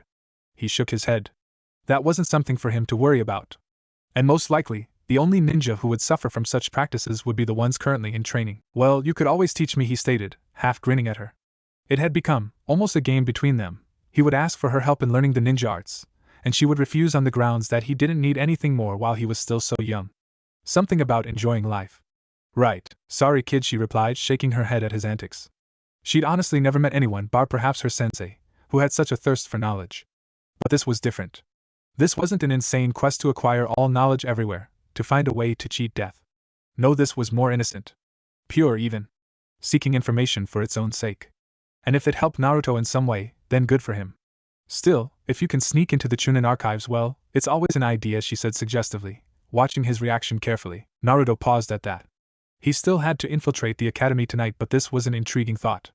Gaining access to Chunin-level materials meant elemental manipulation, advanced chakra control, and a far greater variety of techniques than any genin had access to. A grin slowly broke out across his face. Already he was making plans, taking inventory of his tools, and wondering about guard movements. There was a knockout seal in one of his books, and the only other real obstacle would be Sensor Ninja. However, with a big enough distraction, he shook himself out of his reverie, to see Anko grinning at him. He smiled sheepishly back. This wasn't the first time she'd found him plotting a raid of some sort. That reminds me, I still have to pay a visit to the merchants' district this week, he thought. Following Anko to her favorite dango bar, he wondered how the general populace would react if they knew the full extent of his criminal activities. According to Itachi, the Uchiha police force was still looking for the serial thief that had been plaguing businesses in the Leaf Village going on 3 years now. Not to mention he owned an entire apartment complex, a bakery, and a utilities store. Not the original owners were fully aware of that. Apparently reading all those books on law and financials had come in handy. For a moment, he permitted himself a small smile, dropping his guard for an instant.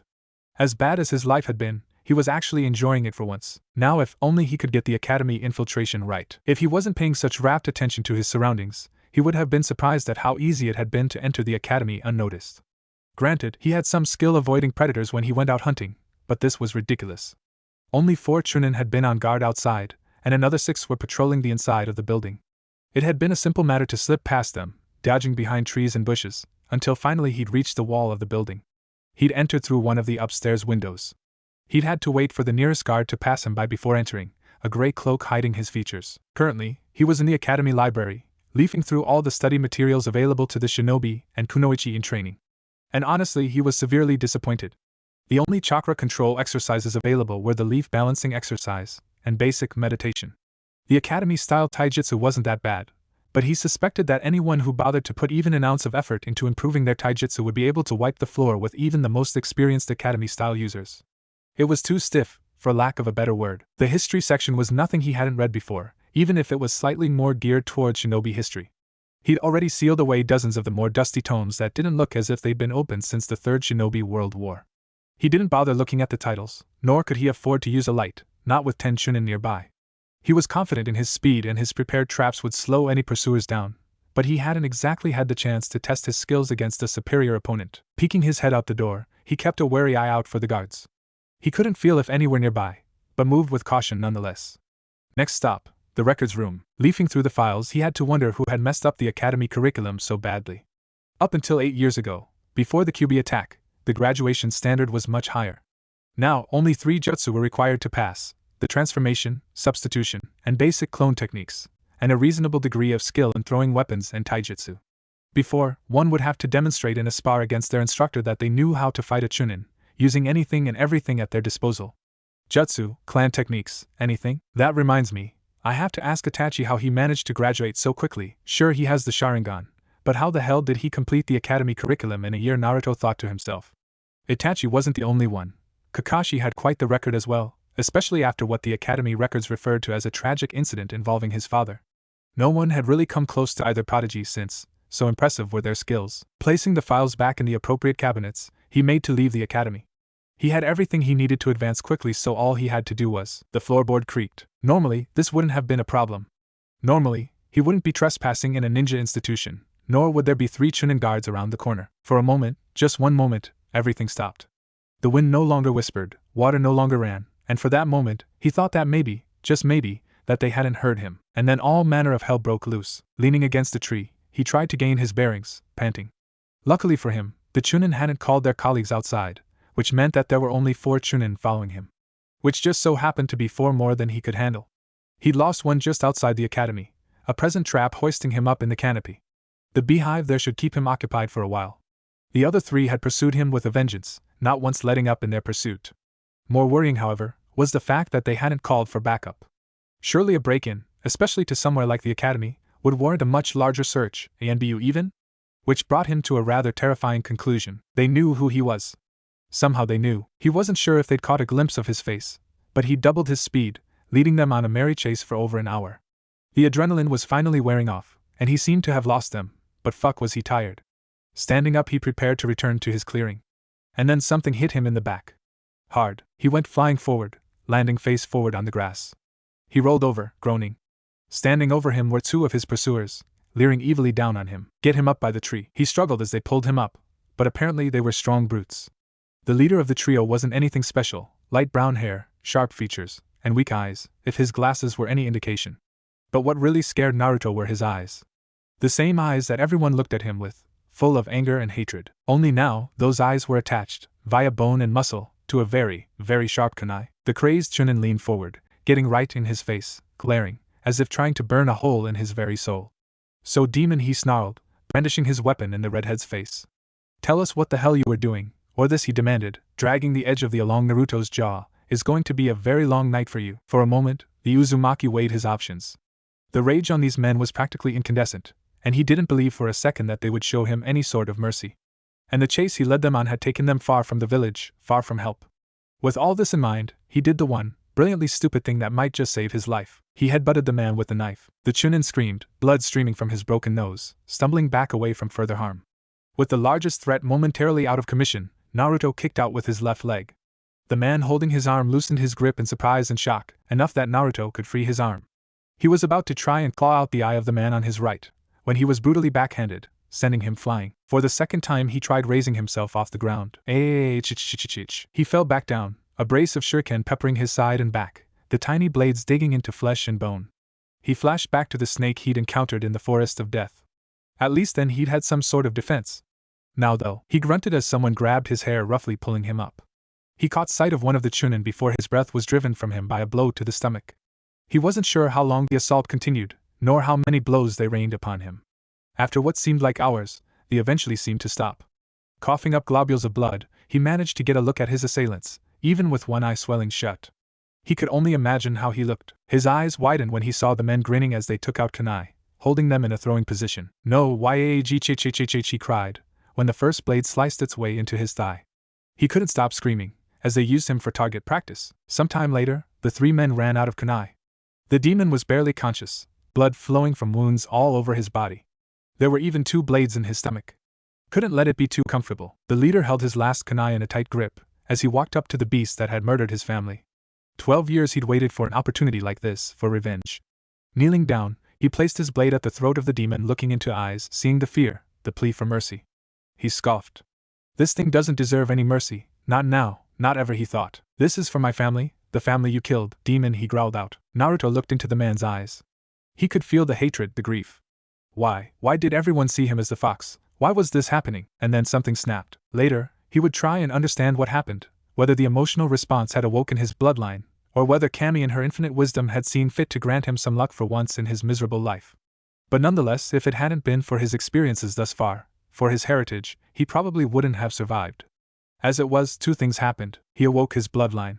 And then the 3 Chunin died. He didn't realize what happened until blood started leaking from the mouth of his would-be murderer. He watched, unable to turn away, as the life drained from his eyes, his soul slipping away into the embrace of the Shinigami. Even then, He could feel the lives of the other two men fading, joining their comrade. He looked down. He gasped as he saw 3 chains bursting from his chest, seemingly made of pure blue chakra. 2 went off to the sides, towards the other 2 men. The first chain had burst through the chest of the man over him. At first it didn't register, the fact that he just killed a man, in arguably one of the most brutal ways possible. It was only when the chains retracted, and the full weight of the corpse dropped onto that he realized what he'd done, and he panicked. Kakashi had been witness to many things, even in his short lifetime. That last mission with Obito and Rin had been particularly stressful. But watching this, he should have acted sooner. He'd been trying to find Naruto all evening, eventually resorting to his nindogs to find the boy. He'd arrived at the clearing only moments ago, and had been about to move to protect Naruto when he'd seen the chakra chains burst from the boy. He doubted the child could see it, but the other 2 Chunin hadn't been so easily dispatched as the first. The chains had torn through their shoulders, before exiting out the top of their heads. Painless, mostly, but damn. Jumping down, he crouched next to the shivering form of the boy. Naruto, he called out. Nothing. The boy was still in shock. Naruto, he shouted, shaking him. That seemed to snap him out of it. Kakashi, I didn't adjust, he stammered incoherently. Kakashi wrapped him up in a hug, rocking the boy to sleep. He couldn't leave him alone now, not in this state. And his apartment wasn't fit for habitation at the moment, so where? With a sobering realization, Kakashi set off for the one place where he could look after Naruto. His squad mates and commander would no doubt scream their heads off about having a child in their midst, but this boy was family. And if they said that the boy couldn't stay with him at ANBU HQ, then they could go fuck themselves. He just covered Naruto in a blanket in the main rest area, when he felt a presence behind him. Best case scenario, it's Yugoa or Reidu. Worst case scenario, Shikaka, he thought to himself as he turned around. He couldn't stop his breath from hitching when he caught sight of his watcher. Worst case scenario then, Shikaka Nara, the current ANBU commander. Set to retire to the position of Jonin commander in a few years, the man was a legend, both as part of the legendary Ino Shikacho trio, and in his own right, the man was a master of his clan's shadow manipulation, as well as several other shinobi arts. He was the most brilliant strategist in the Hidden Leaf, if not the entire elemental nations, and if rumors were to be believed, completely and utterly whipped by his wife. He was very protective of his men and his family, so much so that the line between the two often blurred beyond recognition. So it was understandable that he was curious about the child now sleeping on the couch. In what was arguably one of the most secure buildings in the village, Shikaka-senpai. Kakashi, that one word was enough to stop the cycloptic captain in his tracks. Kakashi had no doubt that the elder Nara knew exactly who was sleeping on the couch, but bringing unauthorized personnel, and a civilian no less, into such a secretive facility was a severe offense. What happened to him? Why is he covered in blood? Kakashi sighed, and began his explanation. He told Shikaku about how he found Naruto, and about what must have happened. After Naruto had fallen asleep, he'd sealed the bodies and taken him straight to the ANBU medic. Granted, with the boy's accelerated healing they hadn't had to do much more than remove all the sharp implements and dress his wounds. The female medic had asked for an explanation, but Kakashi had waved her off, promising to explain later. Kakashi waited for a response. The commander's first priority was his men. Everything else came after. However, get him some food when he wakes up. After that, bring him to me. Kakashi sighed in relief. He was about to thank the man, before the Nara held up a hand, telling him to wait. This doesn't mean he will be staying here, or that there won't be consequences. For you or him. Kakashi winced at that. But I will hear the whole story before passing judgment. We owe the boy that much, Shikaka said. He was fully aware of how important the boy was, not to mention his burden. The Nara had tried once to adopt him, as had a few other clans, but they'd all been turned down. Besides, Yoshino would ever forgive him if he didn't help the child somehow, and that frying pan of hers fucking hurt. So troublesome. The first thing he saw when he opened his eyes was a concrete roof. Warily opening his eyes further, he found himself in what appeared to be a rather Spartan living room, quite large too. He groaned as he sat up. What the hell, how did I get here? What happened to my wounds? Wait, Kakashi, I remember him getting to the clearing right after he stopped at that thought. He just killed 3 people. People. Not animals. He hadn't done it for food, so why? They were going to kill me, he mumbled to himself. Him or them, right? If he hadn't, he wouldn't be alive, right? Right. Sighing, he stood up, stretching his muscles. He seemed to have healed quite well, there were only aches and pains left, nothing debilitating. He spied a door on the far side of the room. He couldn't sense anyone in the immediate vicinity, so why not have a look around? Stepping through, he found a hallway of the same, bland, solid concrete. There were small doors all along it, but he kept walking. It looked lived in, but given the general appearance, he wasn't sure he wanted to meet the inhabitants/s. He came across a set of double doors. He could feel several presences beyond it. One was familiar. Kakashi, he smiled at that. Finally something familiar. He opened the doors, and was stopped in his tracks. Kakashi was there, yes, as was another man with black hair tied up in such a way that it looked like a pineapple. Weird. But it was the other 4 people in the room that really worried him. Black clothing, armor over their torsos and forearms, and some sort of sword strapped to their backs. And their masks, all shaped to look like some sort of animal. A cat, an eagle, a boar, and a snake. And all of them were looking directly at him. Naruto looked at Kakashi, never more grateful for a distraction. He smiled warmly at the man. Hey Kakashi. Thanks for bringing me here. Who are all these people? He asked cautiously. The pineapple man was watching him out of the corner of his eye. Was he in trouble or something? He winced as he remembered the 3 Chunin. In trouble?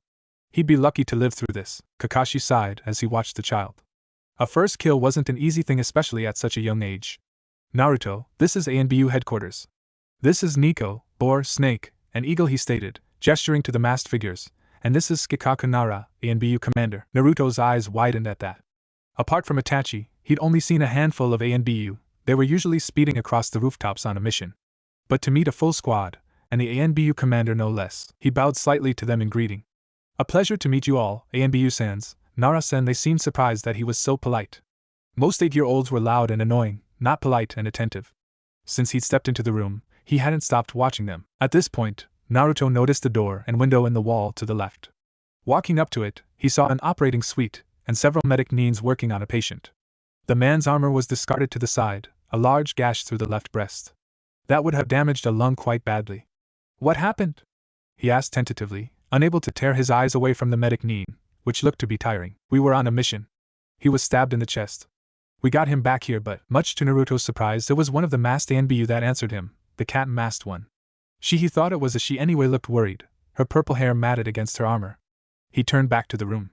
They look tired. Will he be okay? He asked. The boar-masked ANBU snorted.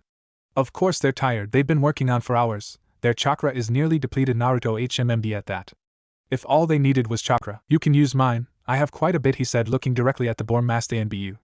The man snorted. He could feel from all 4 ANBU that they didn't believe him. The pineapple man, however, do you know how to channel chakra? Naruto started at the question. He looked at the Nara and nodded cautiously. The man looked at him for a moment, before motioning him to follow. Naruto followed him into the operating room. Immediately the smell of blood entered his nostrils. He nearly gagged. After all his hunting, and his 3 kills, he didn't think it would affect him this much. He was vaguely aware of the medics moving aside, when he caught sight of the man on the operating table. He had brown hair, matted from sweat, and his skin looked to be clammy. The skin around the wound looked dead. Poison maybe? He snapped his head up when he heard Shikaka calling him. Naruto, I need you to hold on to Takashi-san, here, and channel a steady stream of chakra into him. He will tell you whether to increase or decrease the flow. Are you ready? Naruto nodded, moving to place a hand on the medic's shoulder.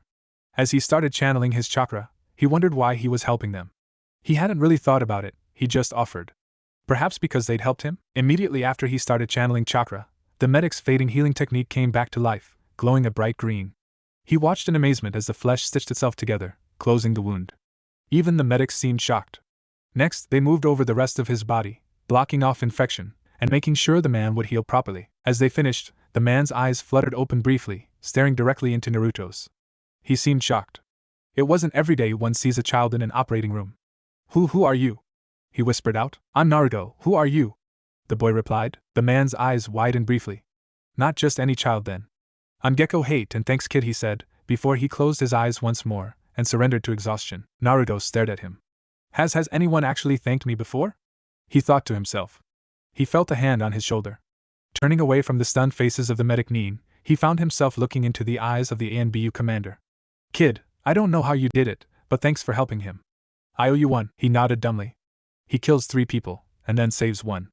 And is thanked for it. What the hell was happening to the world? On the other side of the glass, 5 people sighed in relief. They had nearly lost a dear friend today, and one of the best ANBU currently serving. They owed a lot to this kid, to Naruto Uzumaki. For the second time, Naruto found himself on the couch in ANBU headquarters. Leaning up to look over the back, he spied Kakashi and Shikaku whispering to each other. Years of hunting, however, had trained his ears well enough to hear them. Kakashi, the Hokage needs to know. And what am I supposed to do about the 3 bodies anyway? I can play it off as a training accident, but then what? Kakashi seemed to sigh. It was difficult to tell with the mask. I know. We could always make it seem like 1 or 2 of them went rogue, and the other died trying to stop them. But how are we going to explain this to Naruto? The lost bloodline of the Whirlpool Village, her bloodline. There will be no hiding that from the Hokage. And once the council finds out, he must have gasped, because suddenly both men snapped their heads towards Naruto, eyes wide. Obviously they hadn't meant for him to hear them. Kakashi slowly walked towards Naruto's stunned form. Trembling, Naruto spoke. Kakashi, you knew. You knew who I was, and you never said anything, he said angrily, growling out every syllable. The man cast his eyes to the ground, before nodding. Naruto narrowed his eyes. Why? Kakashi paused for a moment, before staring him straight in the eye. After the Nine-Tails attack, after you were made Jinchuriki, the Hokage announced your status.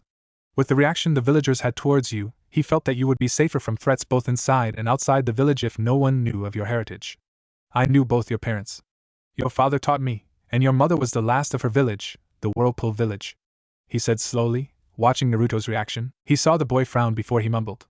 But your teacher was. He stopped. No. No, there wasn't a way in hell it fitted, but what the hell? They were treating him like a piece of trash, and the cause was his own father. The fourth Hokage. He did what most would do at such a revelation. He fainted dead away. Probably a good thing he was still on the couch. He awoke in front of the Nine-Tails, its disdainful stare being directed solely at him. Not like there is much else in here to look at, he grumbled mentally. Standing up, he glared suspiciously at the beast. Did you know? It grinned at the question. While it couldn't see outside the seal, the connection between their chakra allowed it to feel the boy's emotions. And right before he'd appeared in the seal, the beast had felt disbelief, anger, shock, grief, and no small amount of hatred. The boy already knew of his Jinchuriki status, so the only remaining revelation was that of his parentage. Idly the beast wondered why the brat's chakra had changed. It was now very similar to his last containers. About your parents? Of course I did, they sealed me into you after all. Naruto's eyes widened. So he'd been right, the fourth Hokage was his father. But he hadn't had a bloodline. So then his mother. Did my mother have chakra chains? He asked dumbly. The Kyuubi recoiled. Damn. Of all the cursed bloodlines that ever had a chance of standing up to him, the brat just had to inherit the one that could harm him directly. Even Hashirama Senju's Mokuton Jutsu had less of a damaging effect on it, and the Sharingan had only ever been used for control. Yes, you foolish human. She used them to lock me up in her seal. If she hadn't had them, you would be dead now, and I would be free, it growled. Wait, what? My mother was your Jinchuriki? He shouted. The chakra beast glared down at him. Indeed. My second Jinchuriki.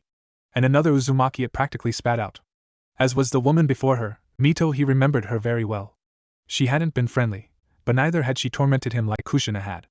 The presence of her husband's chakra had helped calm him, but humans were frail creatures. Naruto couldn't believe his ears. His family had been its jailers for the beasts for decades. And yet, he hadn't heard of other Jinchuriki in the Leaf Village, so why? They didn't know, he mumbled out, startled.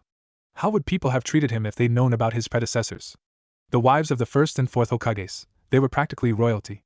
But then why hadn't the Sandaime told the village about his heritage? Enemy nations? He could have been assigned bodyguards. Evidently the Kyuubi hadn't heard him, because it carried on with its rant. Now, human, tell me how you unlocked your clan's bloodline, it said with a hint of disgust. He nodded dumbly, and sat down to tell the tale. The academy, the chase, he shuddered, and the Kyuubi frowned torture, and finally, how he'd slaughtered all three of his attackers. The Kyuubi, thankfully, had kept silent, listening to his story. When he finished he waited for a response, only to hear nothing. Looking up, he was about to shout about how much the Kyuubi was enjoying his pain, when he caught sight of the look on its face. Not pity, not anger, but it wasn't happy. The fox snapped out of its daze. He'd seen humans do some terrible things to each other, but this was all of humankind, this thick? Oh, how far your people have fallen, father, it thought. Brat, I want to make another deal, it said. Naruto glanced warily at the fox. What deal? He asked cautiously. The fox grumbled. I will tell you what happened the night your parents died, and in return, you will not use those chains on me. An improvement on this place would help too, it said, gesturing to Naruto's mindscape. It wasn't bad, especially compared to its previous accommodation, but it could be a hell of a lot better. Naruto considered the offer. He hadn't really had much of a need to restrain the Kyuubi, not that he'd been able to before, but he supposed it was a fair concern. And he really wanted to find out what happened. Why had his father done this to him? Why had his mother died? Steeling his resolve, he turned his gaze back to the fox. Alright, deal. Naruto woke to see the concerned eye of Kakashi watching him closely. Naruto, are you alright? You passed out for a moment there, he said, his eye crinkling in nervous amusement. Naruto nodded before speaking. I was pulled into the seal. The Kyuubi wasn't too happy that I activated that bloodline, he stated dryly. You can speak to the Kyuubi? Came the rather frantic response from both Kakashi and Shikaku. He winced at the volume. Why the hell did they have to be so loud? Yeah, I have been for a while now, so what? He said. They just gaped at him. Oh, right. Massive indestructible chakra entity capable of massive destruction, he thought wryly. When he thought about it like that, he could almost understand their fear. But given what the QB had just shown him, he sighed and shook his head. Don't worry, we have an understanding of sorts, he told them. That seemed to calm them down a little. Kakashi's expression reverted to one of sadness. Naruto, I know you are going to mad at your parents, but Kakashi, I'm not angry with them, but he paused. What was he supposed to say? The memory of the sealing ritual was still fresh in his mind, and the expression on his parents' faces, he shuddered silently. He'd always wondered what it would be like to have parents. And now he knew. Even if his entire experience consisted of less than an hour with them. QB showed me their final moments, he whispered. Both men stiffened at that. No one had ever found out what exactly had happened at the site of the sealing. Everyone involved was dead, sealed, or unable to talk to them. Naruto continued. They jumped in front of the fox to save me, and then my father damned me anyway, sealing it into me. For the good of the village. And he thought that they would understand. After all those people died, he managed to mumble out.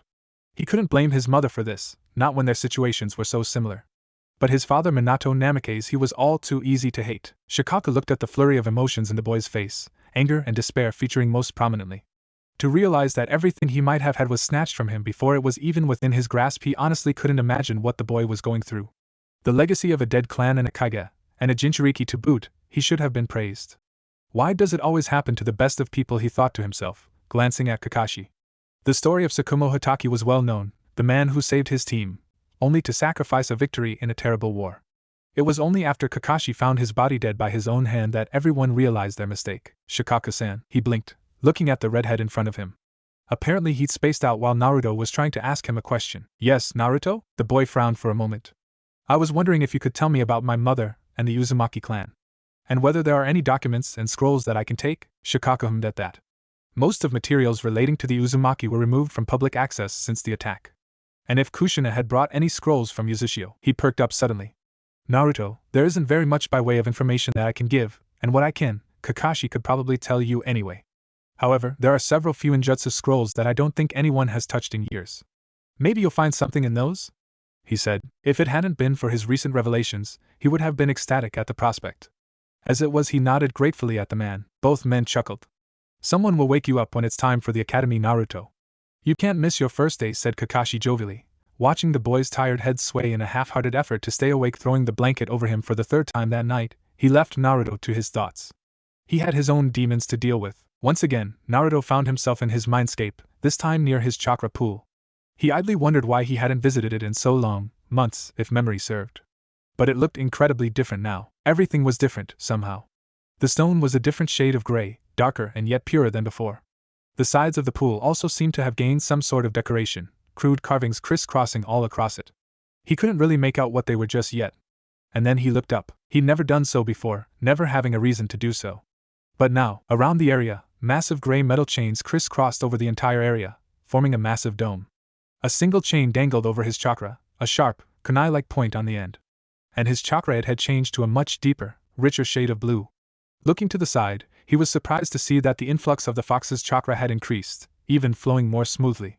Was all this just because of his bloodline? He could see another set of chains, more of a silver color, wrapped around the pipe. He shook his head. What the hell was happening? The moment he stepped into his chakra, he felt a difference. Before it had felt warm, calming. Now, it was defensive, almost like it was actively trying to protect him. It felt odd. He knew that what had happened to him, with the Chunin, was not something the greater majority of the world ever had to go through, but he couldn't help but feel anger towards them. They sat cozy, wallowing in comfort while he had to fend for himself, teach himself, train himself. The presence of people of Kakashi and the few select others that had deigned to approach him was all well and good, but he wanted something, anything even close to a family. Right, the demon brat getting a family. That would go down well, he thought despondently. The villagers were too set in their ways to see him as anything other than a reminder of tragedy and terror, the demon that took the lives of so many. Well then, if they were unwilling to give him a chance, then they had lost theirs. They had their chance. And after all that they'd done, I will not forgive them. And I'll be damned if I forget, he thought resolutely. If his eyes had been open at the time, he might have seen the chains above the pool's shimmer, gaining a light blue hue. Senyuza-san, Uzumaki-san, wake up. He wearily opened his eyes, stiffening when he caught sight of a porcelain mask not inches away from his face. Barely restraining himself from shouting, he let out a deep breath, calming his nerves. Satisfied that he was awake, the ANBU stood up. There was no way that a man possessed those kinds of curves was glancing down at him from behind her Nico mask, framed by long, straight purple hair. Wait a minute, Nico-san, you were there at the operating theater last night, weren't you? She stiffened, glancing down at him in what felt like a mixture of curiosity and gratitude. Yes, I was, she whispered. All of a sudden, her tone of voice was downcast, like she was thinking about something terrible. The man you helped, he made it through safely. He will have a few minor respiratory issues, but nothing as serious as they could have been if you hadn't helped, she said. He rubbed the back of his head awkwardly. Well, I was just helping out, right? I doubt I really did that much, he stuttered. Strange, why had he said that? You did a lot more than you think, Uzumaki. Naruto jumped at the sound of another voice. He simply had to find out how these ANBU moved so quietly. Looking over the couch, he saw the remainder of the team from the operating theater, 2 males. It was the larger one who'd spoken. What are you talking about? All I did was give the medic Nin chakra. No big deal, right? He said. The big man shook his head. They'd already been working on him for hours. They were getting low on chakra. Even if they'd pushed themselves to exhaustion, the best that could have happened to our teammate would have been an early retirement from ANBU, probably from the shinobi forces altogether, he stated. He then cocked his head as he stared Naruto down. But you not only do you possess more chakra than any of us in this room, but your chakra is significantly more potent. The medics did more in 10 minutes with your chakra than everything they'd already done, healing him completely. I'd even bet that he's actually healthier than before, said the gruff ANBU. Naruto sat stock still. He didn't know what to think. Luckily, he was spared doing so by the female ANBU. We are all very grateful to you, Uzumaki-san. If you ever need help, she stated. He frowned. Well, you can start by just calling me Naruto. I'm not really used to being called san, he muttered. There it was again. The big man just nodded. Very well, Naruto, he said slowly, as if mocking the boy. It earned a half-hearted glare. Now, Naruto, it's time we get you to the academy. You're almost late. That got a much more enthusiastic response. If only the boy knew how little the academy would actually teach him. Naruto stared around at his fellow classmates. Much to his surprise and joy, he'd been placed in the advanced class. He would finish the academy in 4 years instead of 6, possibly sooner if he was allowed to take the exam early. Most of the other children looked to be civilians. There was a rather nondescript-looking Hyuga brooding near the back, and an Aburame. Naruto settled into his seat when the 2 Chunin instructors entered the classroom. The class quieted instantly. Good morning, everyone. I am Baringo Otoko, and this is Orikana Hito. We will be your sensei for the next 2 years, after which you will switch over to new teachers for your final 2 years. Welcome to the Hidden Leaf Ninja Academy, he said with a flourish, to much cheering. They proceeded to take roll call, stopping when they got to Naruto. Next, Naruto? Cautiously, Naruto raised his hand. He was missing his mask, and his hood only partially covered his face. Note to self, seal spares into my scroll, he thought. Apparently he was last on the list, because the teacher moved back to the board, but not before giving Naruto a slightly suspicious look. There weren't that many Narutos in the village, so it was only a matter of time before someone caught on to who he was. Already he'd caught the attention of the others, but they lost interest soon enough. He watched with growing disbelief as the Chunin assistant wrote the syllabus on the blackboard. Basic survival skills, clone transformation, substitution, academy, taijutsu. What the hell? Do they want these kids to die out there? He screamed mentally. He'd read up on previous graduates, from before the Ninetales attack, and their education was considerably more robust than this. What were the people in charge thinking? Then again, looking around the class, it was fairly obvious. They must be trying to replenish the numbers they once had. Quantity of quality. But still, these civilians are going to be sent out with just this. How much work do they expect the Jonin sensei to do? He wondered. No Jonin sensei he'd ever seen had done more than team tactics, chakra control training, physical training, and on a few very rare occasions, elemental manipulation. Oh shit, chakra control. They only do the leaf exercise. I mean, I get that no other kid has as much chakra as I do, but that would help when teaching them control, not to mention it would increase their reserves. What the fucking hell? He grumbled. Where was he supposed to get more training from now? Apart from the clone technique, which was basically just an illusionary construct designed to fool anyone stupid enough to stop paying attention, and, if he was honest with himself, his taijutsu, he already knew everything the academy had to teach him as a ninja to be. He lay his head on the table, groaning. It was going to be a long 4 years. He exited the academy in a foul mood. Much as he expected, the academy was a waste of time for him. All they'd done today was history. Not tactics, not strategy, history. Who cared which Kage had fought when, or how the civilians were situated in the village? It wasn't like he was ever going to become Hokage. He shivered. If what the Chunin had said about the civilian population was true, then he could only imagine how much paperwork the Hokage had to do. Serves him right, for telling them about me, he thought with a frown. He wondered how much paperwork his activities had caused. A substantial amount, hopefully. He caught sight of an ANBU watching him from the rooftop. Quickly making sure no one was watching, he flickered on top of the building. He could now perform the body flicker with ease, but he was still working on making those last few pesky leaves disappear. Still, he surprised the hell out the NBU. "Can I help you, NBU-san?" he asked. The masked man stared at him for a moment longer, before answering. "Uzumaki-san, Shikaka-senpai has requested that I return you to headquarters. He wishes to speak to you." "Do you wish to return now?" Naruto was startled. He had honestly figured that, after staying in one of the most secure facilities in the Leaf Village for even a single night, that he wouldn't be allowed back in. Apparently the commander trusted him. Although it may also have to do with the fact that he helped one of his soldiers. And his history as an Uzumaki. He nodded to the man, and they promptly vanished in a swirl of leaves. Such a useful technique, the body flicker.